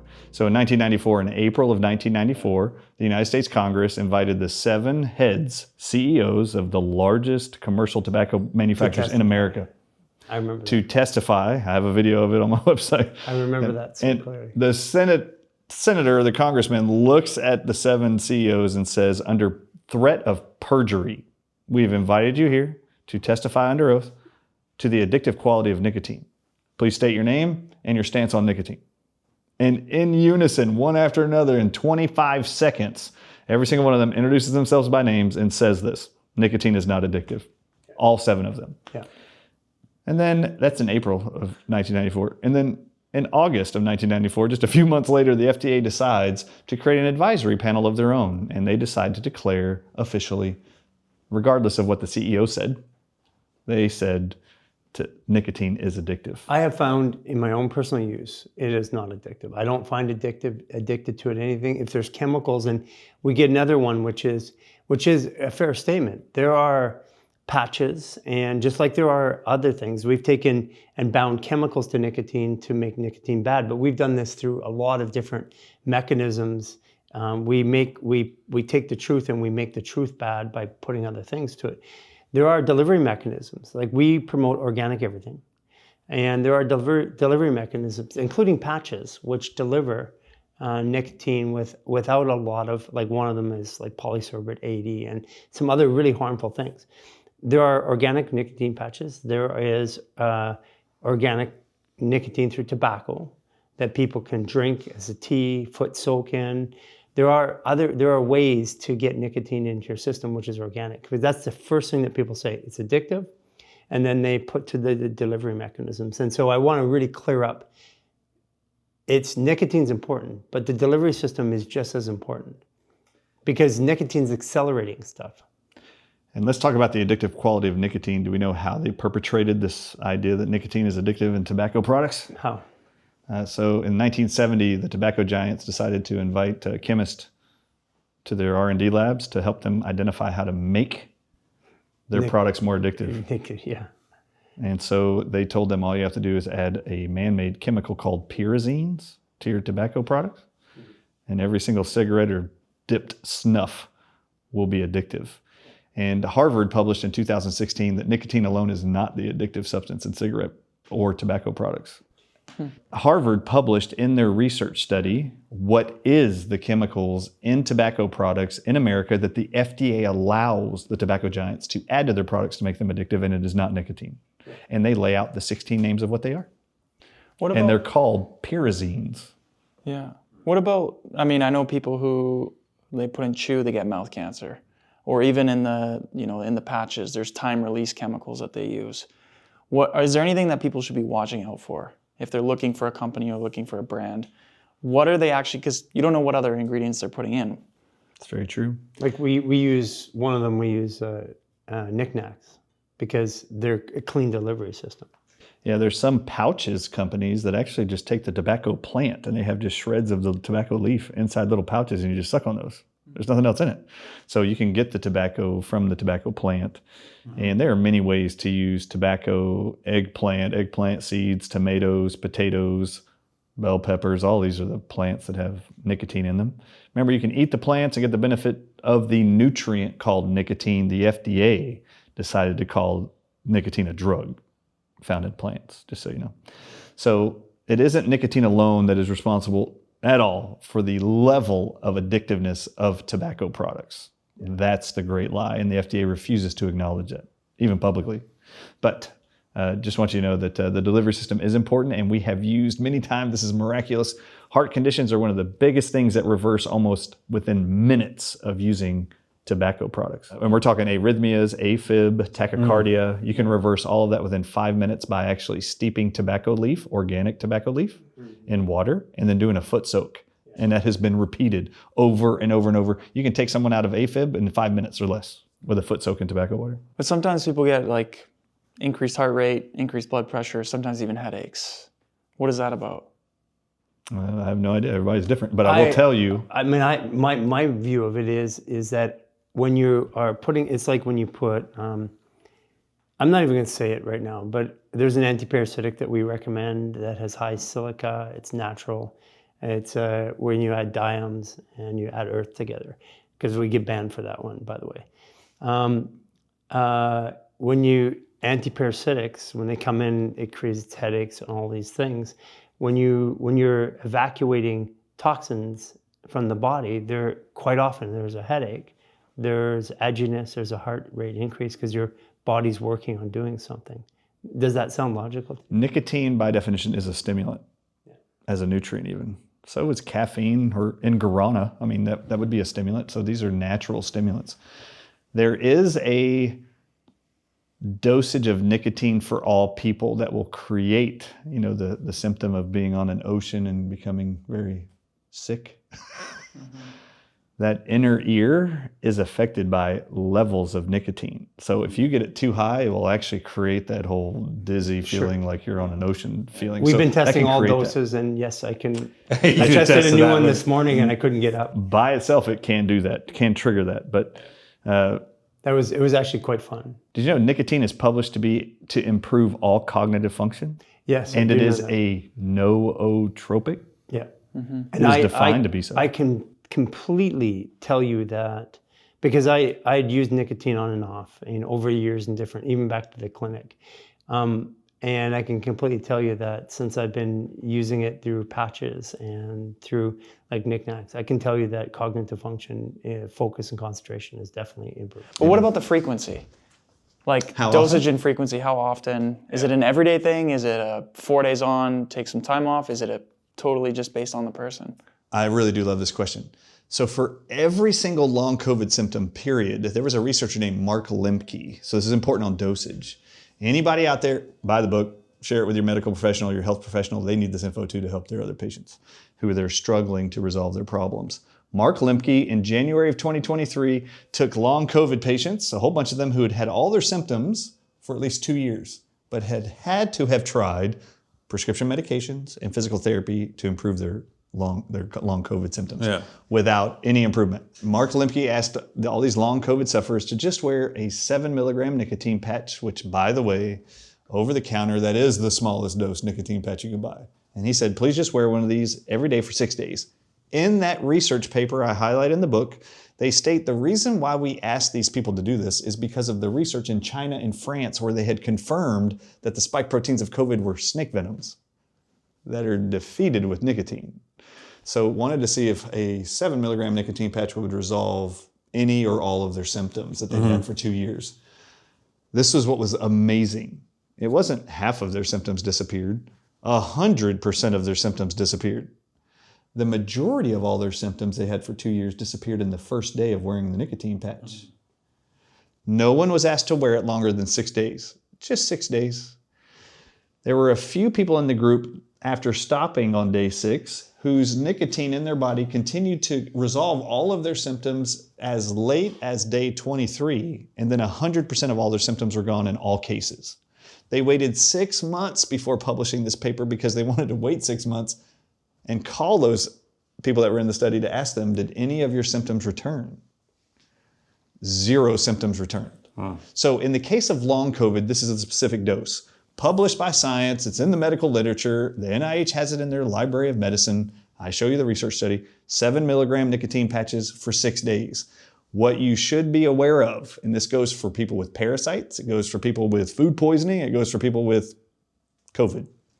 You have poisons inside of you or parasites inside of you, and they have to come out. They don't just evaporate. So in the first 3 days of using the nicotine patches, you can look at the graph in the study. When they asked those participants to wear it every single day, a new patch every day for 6 days only, in the first 3 days they report that many of them had viremia symptoms. Now, to explain what that is they saw exacerbations in their long COVID symptoms of fever, chills, tinnitus. They saw it spike, but they said, don't take off the nicotine patch. It'll last for about 10 or 15 minutes and disappear. And in every case, it would go like this for 3 days. Won't. And then it totally leveled off after day 3. So you might have some symptoms as your body's detoxing the poisons that are reactions to your body being aware that these poisons have moved from one part of your body into the other. Your spleen, your kidneys, your liver, and your body will kick up fever symptoms, or you'll get diarrhea, or you'll get a rash. Just know these are the ways in which the body eliminates these things. Then for doses everywhere else. I have it on my website at the Dr. Ardis Show. I write it in the book, all these various dosages. I currently am wearing a 3.5 milligram nicotine patch. I buy 21 milligram nicotine patches and I cut them into 6 equal pieces. And I just wear one every day. It's 3.5 milligrams every day is all I wear. So we've been testing, and I've done 28, I've done 7, I've done 3. I find it really interesting because I love, we are all about human testing, N of 1. The patches are great. The knickknacks and the oral, because of the way the delivery mechanism. I was doing an event and I had patches on. Somebody gave me a full 6 milligram oral one. I got out in the middle of the event and I realized I'm slobbering on myself. But I like to try stuff because I know it's not going to hurt. So can you please tell the audience what's the actual dose if you want to drool? Go. The dose, Yeah. if you want to drill, is Garry was 14 in a patch and 6 in the mouth. Yeah, That's I can only do like 1 milligram at a time. I'm like, But okay. but there's Some people are there- very sensitive. There's a Yeah. reason, and this is what I love about what you're doing, and why we've added these recommendations, and we're gonna more fully add the recommendations.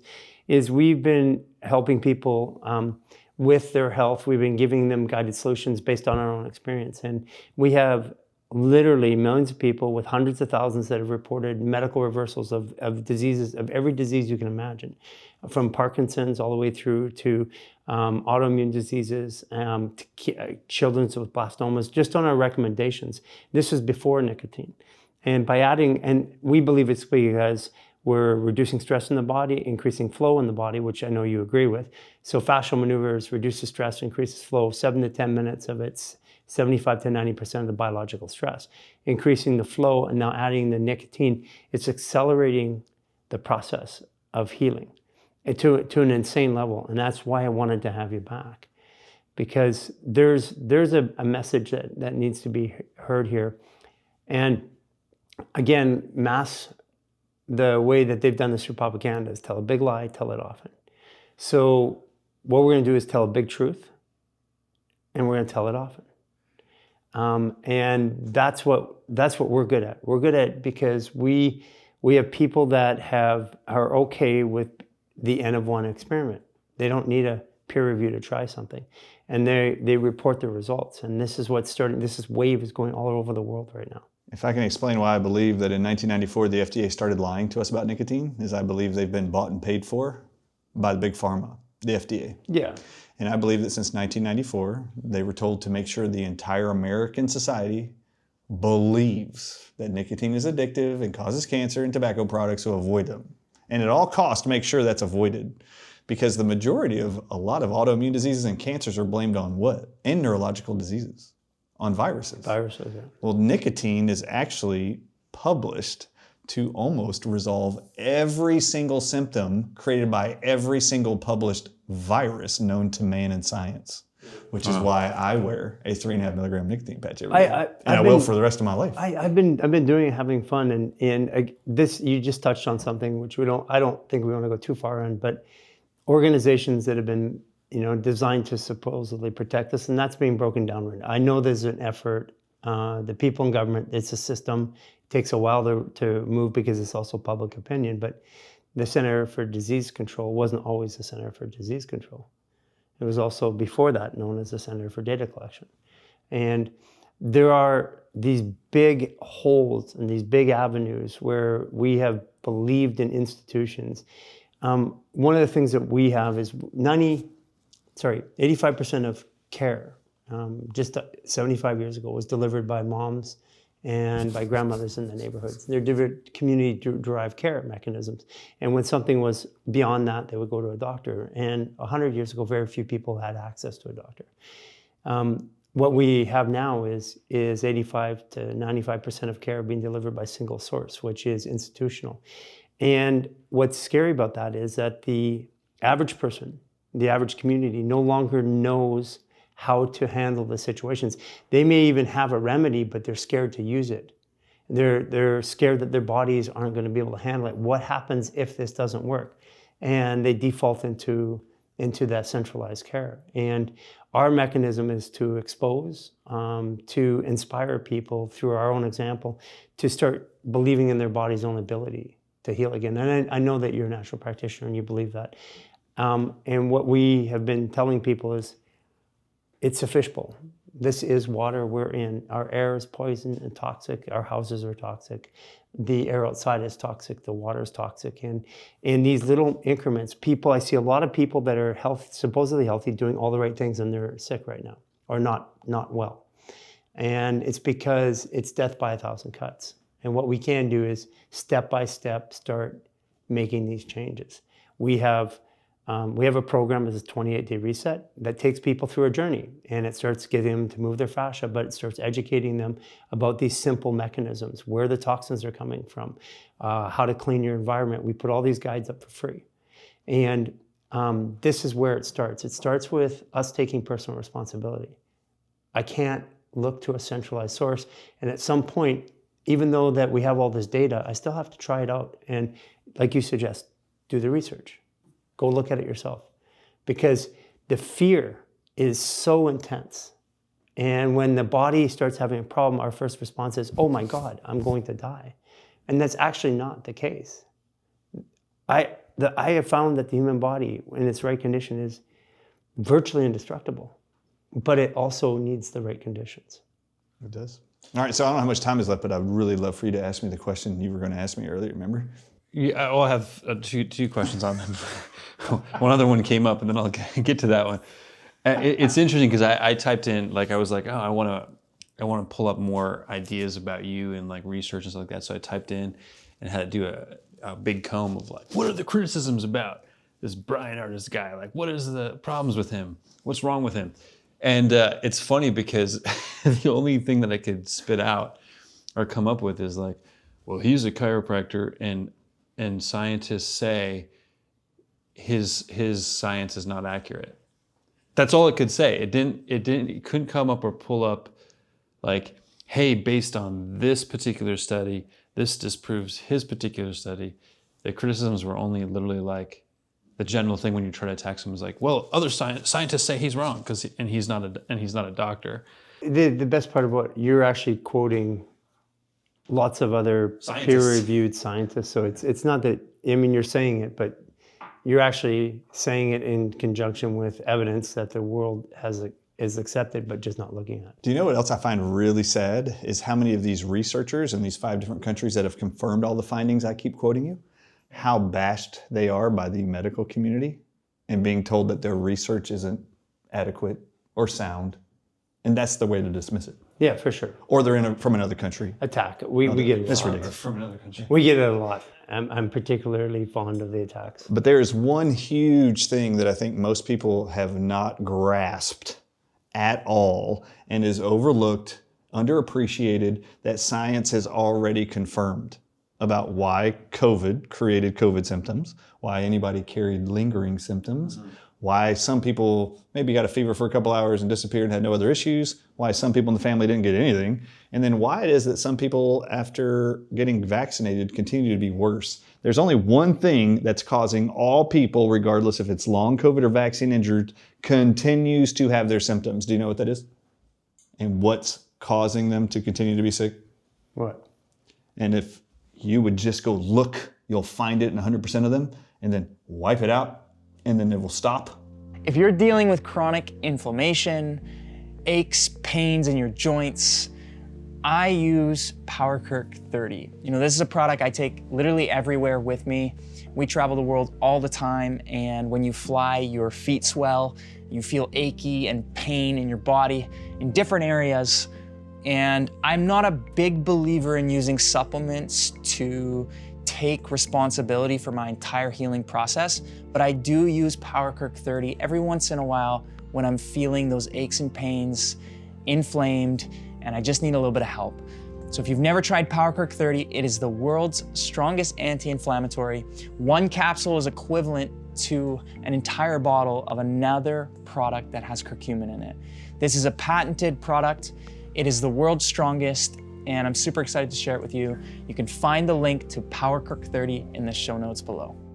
COVID-19 was created with and I said COVID-19, I did not say the vaccines. COVID-19 was created with a technology called DNA plasmids that were created by a guy named Dr. Stanley Cohen. Over 75 years he's being funded by our government to produce something called DNA plasmids. And I'm really sorry, you've all heard that the vaccine injuries are caused by something called mRNA and the COVID-19 mRNA vaccines. There is no mRNA in any of the COVID-19 mRNA vaccines. Our United States government has published instead what is in it. They tell you they didn't put mRNA in there. They tell you also in their documents, we didn't put any of the COVID-19 virus in those vaccines either. Then they illustrate and describe to you what they put in there. And it is what explains the reason why everybody has long COVID symptoms still, and why anybody is COVID-19 vaccine injured and they are still seeing those lingering effects or worsening effects. And it is because if you don't read the research on DNA plasmids, your medical doctors will never know what's wrong with you. This is why they had to call them mRNA vaccines. It's like a false flag. You'll go look for mRNA research. You won't see there is any, because there isn't any, especially for this type of work. But if you go look at the technology that is in there, it's called DNA plasmids, and there's 75 years of this information. The people who got sick with COVID had DNA plasmids introduced into their body that made their body produce the spike proteins of COVID. You were the bioweapons manufacturing facility, and they used this genetic technology called DNA plasmids to make your body and organisms in your body make the poisons called COVID. So when somebody in a house got sick and the other people didn't, guess what the people who did had in their body? They had E. coli bacteria, Enterobacter bacteria, or yeast or brewer's yeast living in their bloodstream or in their bowels. And the DNA plasmids that they called COVID, the virus, and the DNA plasmids in the COVID-19 vaccines, when they inject that inside of you, the DNA plasmid, it can get into human cells, it's published to do that, and can make your human cell produce mRNA of king cobra venom. I show you the research studies, they've been doing this since 2002. They know they can make human cells and mammal cells produce cobra venom that will ultimately kill the mammal. That's wild. They also know, though, that it is much easier for bacteria and yeast that live in the blood and the bowels of specific people. That the bacteria and the yeast that have naked DNA, meaning there is no nucleus capsid around it to protect it inside the cell of the bacteria or the yeast, the bacteria and yeast draw in the DNA plasmid. The DNA plasmid is a ring. The ring separates and becomes just a string. And the end of one of those strings binds to their end of their double helix DNA, and it programs the bacteria and yeast to produce the venom spike proteins in your body forever, as long as that bacterium lives. What feeds bacteria and yeast in the human body? Wow, sugar. Sugar does. Sugar. Who had the worst outcomes from those who got sick with COVID-19 and died? What group of people died more than any others? And 40% worldwide were diabetics. I mean, I don't want to go down this rabbit hole, but basically the outcome of the industrial complex is to create diabetes at the end of it. That's really what they're trying to do. Yes, it is exactly what they're doing. That's a whole other conversation. We'll take this at another time, but that is the outcome, because that is the one thing that they can guarantee across the board will infect, reinfect, keep sick all along, and that's why sugar is so dangerous. We have a product called Fascial Sweet, which is a glycine-based plant-based sweetener, 0 calorie, regulates blood sugar very, very quickly. And for me, even by using that over a period of time, it tastes like sugar, works like sugar, bakes like sugar. It kicks the body does not accept sugar after that. That's one of the strongest things that we have. It's powerful. I mean, that is the underlying, isn't it? So everybody who's sick with long COVID or vaccine injured, just know you have bacteria and yeast in your body or in your bloodstream that has been programmed and genetically altered or genetically engineered to produce poisons inside of you that internally make you sick. Yeah. Now, what's the key to this? Blood sugar handling is a massive key, right? Because that will help assist with the die-off of the bacteria and the yeast if you can drop your blood sugar down. However, there is something published that wipes out these types of E. coli bacteria, Enterobacter bacteria, and the yeast that actually are programmable by DNA plasmids. And people around the world should know what that is. Because if you just threw nicotine into them, that would release the venoms being produced by the bacteria of the yeast. Mm-hmm. Does it kill the bacteria of the yeast? No. So you've got to kill the bacteria of the yeast. It is most published that black cumin seed oil wipes out those bacteria and yeast that create it, both the candida, both the brewer's yeast, both the enterobacter, and the E. coli, which is why 2 years ago, I released a formulation of an organic product with the key ingredient, black cumin seed oil. It's called Biodefense. Now, this is important. Black cumin seed oil, for all of you around the world, if we're trying to provide hope, human garage audiences, just know, did you know that the bird flu H5N1 that they're talking about right now is running around the country and around the world, possibly? Yeah. Do you know that they published in 2013, and again, our NIH published in 2021 during the COVID-19 pandemic, that black cumin seed oil is a cure for this H5N1 bird flu? It's a good thing we take it every day. It's a good thing you take it every day. So you might want to make sure you have these kind of things in your arsenal. Another thing that's very important, Not all people will be cured with nicotine. Do you know why? If they have long COVID or COVID vaccine injury, there's some people that will use it and they're like, it didn't do anything. Yeah. There are published by DNA lab results from 5 different countries that there's a combination of not just nicotine targeting venom proteins in every COVID-19 patient, but in the blood, urine, and feces of every COVID-19 positive patient was a combined 20 different snake venom proteins from 20 different snakes and 16 different venoms from marine shell creatures in the ocean, 1 starfish and 15 cone snails. When you look at the graphs out of these research studies produced by the DNA lab results, when you look at the protein name of all of these, the majority of them target nicotine receptors. Like 20 plus of them do, but the other ones do not. And they instead target other things like blood cells, and they will make them stick together, causing blood clotting. So if you have blood clotting factors related to COVID, or now you're being put on Eliquis, heparin, warfarin, or coumadin, it's because you have blood clotting factors in your blood unrelated to nicotine. But those venom proteins called spike proteins of the others in those charts perfectly explain why you have blood clotting now or blood thickening in your body. And do you know that there are 3 published all-natural cures to those venom-induced blood clots and have been known for decades? What are they? And would you like to know what some of those are? Because people at home should know what these are. When you try nicotine and think it's going to cure your blood clots, it's not. These 3 things do. N-acetylcysteine does it and has been published to do so since 2006. Licorice root extract is the second. And inside of licorice root is something that the American supplement companies like to be told by the FDA to remove, which dissolves those blood clots. It's called glycyrrhizin acid. So when you're buying licorice root, make sure you do not buy a licorice root extract that has DGL written on it. DGL means it's been deglycyrrhizined. They took it out. That's 90% of all licorice root extract in America. I wonder why. Is there a brand? There is many brands. I will tell you, Okay, what we'll do is we'll grab the brands. We'll grab the brands. We'll send them out with some of the information. We're gonna grab some facts from you, and we're gonna send it out to people who request. And then the third plant is actually cinnamon cassia, which is the most often purchased cinnamon. It actually has in it, cinnamon was found by Louis Pasteur's Institute in the 1800s to contain a chemical in it, cinnamon, that they called coumarin, and found out that it would dissolve all blood clots created by snake venoms in the 1800s. And then they synthetically hired chemists to replicate that isolated component of cinnamon. And once they were able to successfully do that and package it, they decided to change the name of the nutrient they called coumarin and put a D where the R is. And now you have the prescription drug called coumadin. Wow, that's crazy.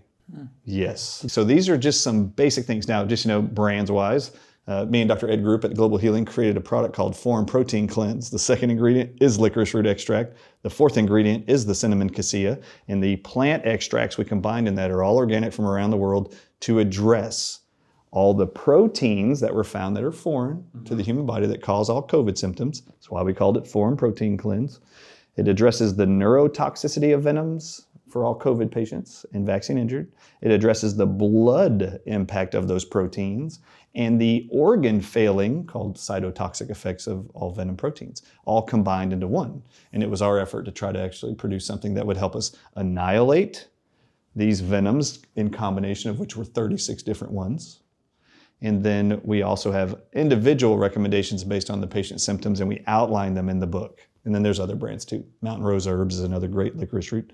Yeah, and there was a question from the audience about vaccine shedding. The shedding is a principle that I think is very important that everybody grasp, okay? So I have a question for you. We talked about things being passed on earlier. Can things really be passed on? No. Okay. Have you ever seen or heard of a woman who had a vaginal yeast infection, share that yeast infection with their sexual partner, and that man end up with jock itch or jock rash? Yes. Yes. So did that yeast pass to that guy? You better believe it. All right. So I'm sorry. Physically, things can be shared, and I've seen it. I've even experienced it. Okay. I've got it. All right. So I just told you. You said you got it now? No, not now. Have you seen me scratch? No, I'm totally comfortable in my jeans and my denim. Okay, I would not be wearing denim if that was the case. Okay, so this is what's important. Yeah. If you got COVID, you have bacteria and yeast in your body, and if you have long COVID, you have bacteria and yeast in your body that are producing these poisons. If you've been vaccine injured, you have bacteria and yeast in your body that have also been programmed, and Candida is one of those. E. coli is one of those. Can you share bacteria in your mouth with someone you kiss? Yeah. Yes.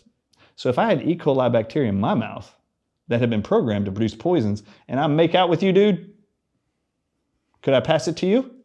Yes. Now, it would just be a little bit of E. coli bacteria.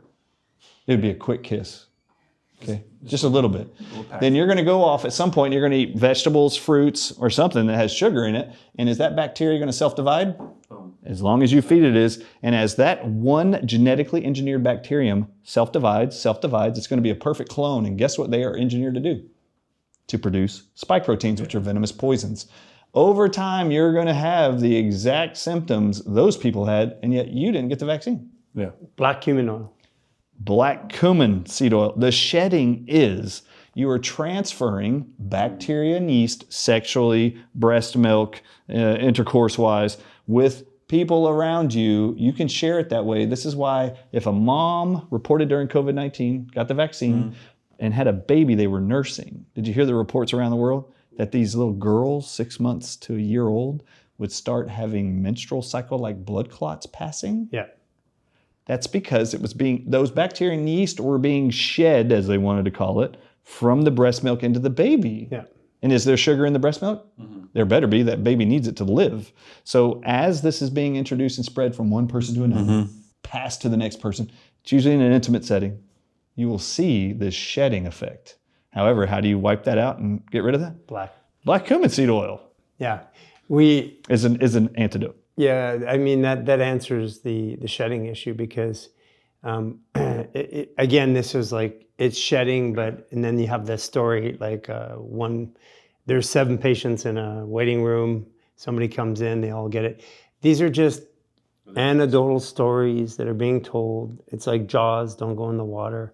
These are just to scare populace. I saw in the comments that it's Certificate of Vaccination ID 2019. Do you know much about that? Well, when did the vaccines come out? 2019. Well, they came out later, but they were prepping them already. Yeah. Many times people ask me, what does that mean? I actually have seen what they've written. Coronavirus, infectious disease, 2019, because of in the fall of 2019. I've heard that too. Yeah. When I discovered the cobra venom, cobra toxin connection, I was like, maybe this stands for cobra venom, infectious disease, 2019. I was just making it up because I have no idea what they did. I do have one interesting observation, which I always love to share with people. Within 2 to 4 weeks of the lockdowns, all over the world, every park had signs that were made out of metal. They had signs and graphics and stickers in every store, and telling you where to go and all that.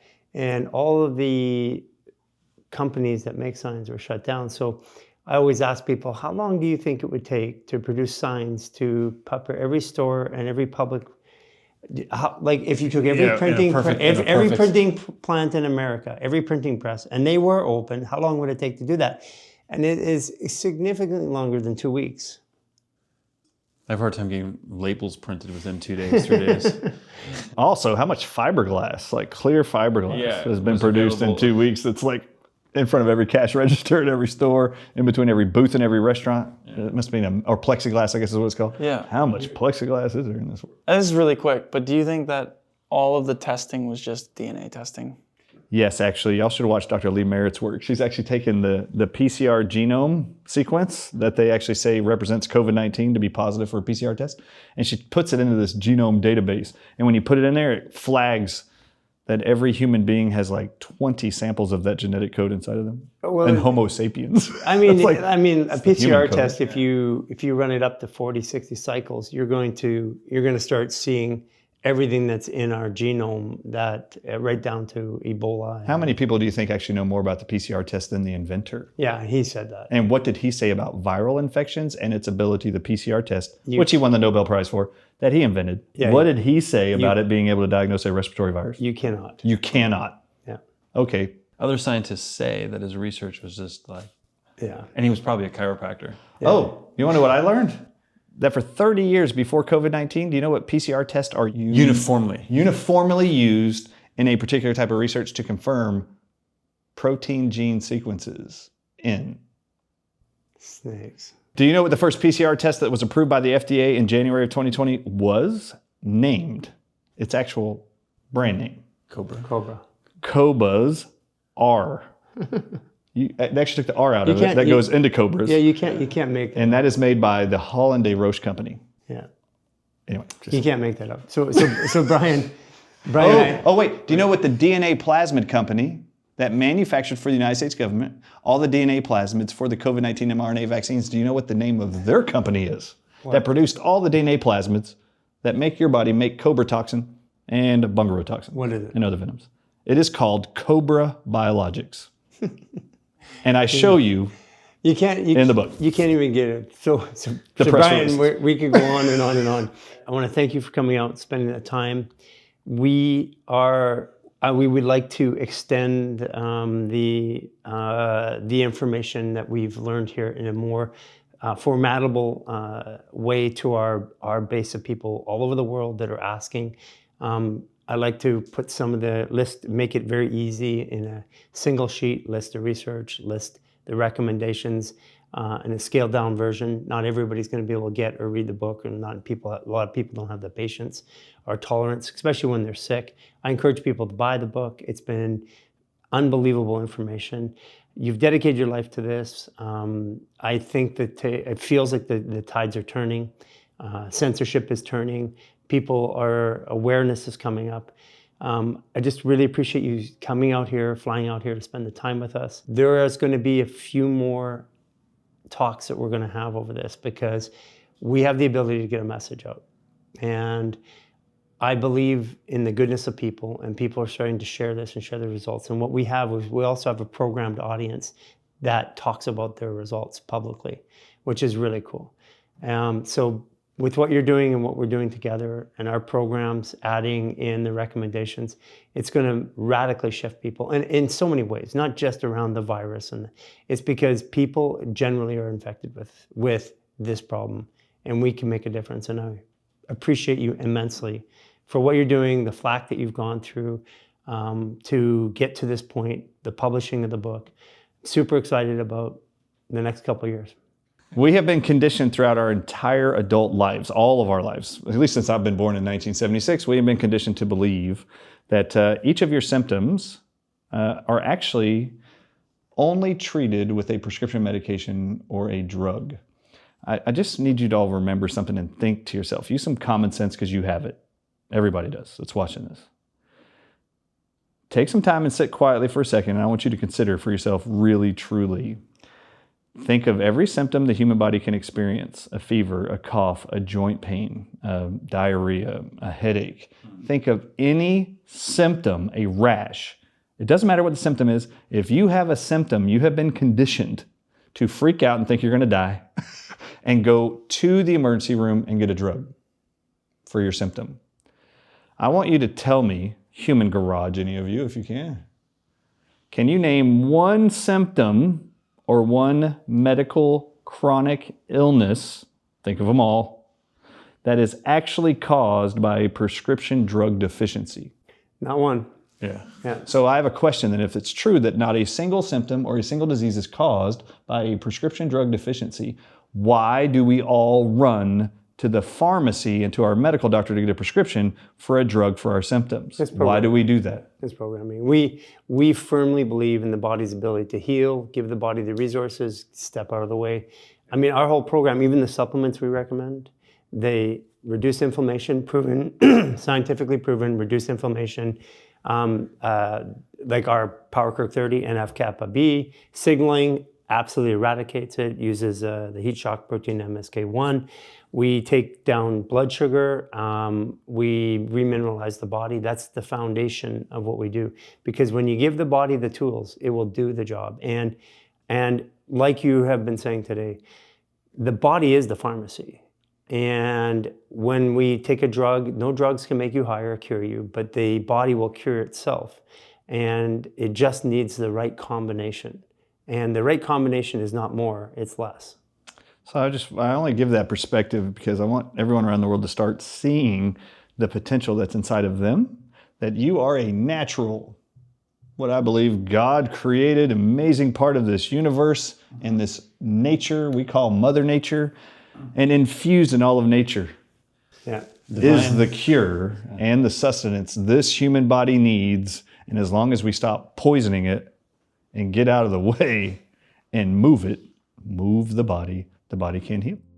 Thanks for tuning in. And if you enjoyed this content, follow us on social media channels, The Human Garage Experience, Apple, Spotify, and all other channels. We're on a mission to inspire 1 billion people worldwide, and the way that you participate is by liking, subscribing, and sharing our content. Every share that you take brings us one step closer to that billion people. This has been a fantastic episode. We enjoyed presenting it to you. Be a part of this worldwide revolution and share it now.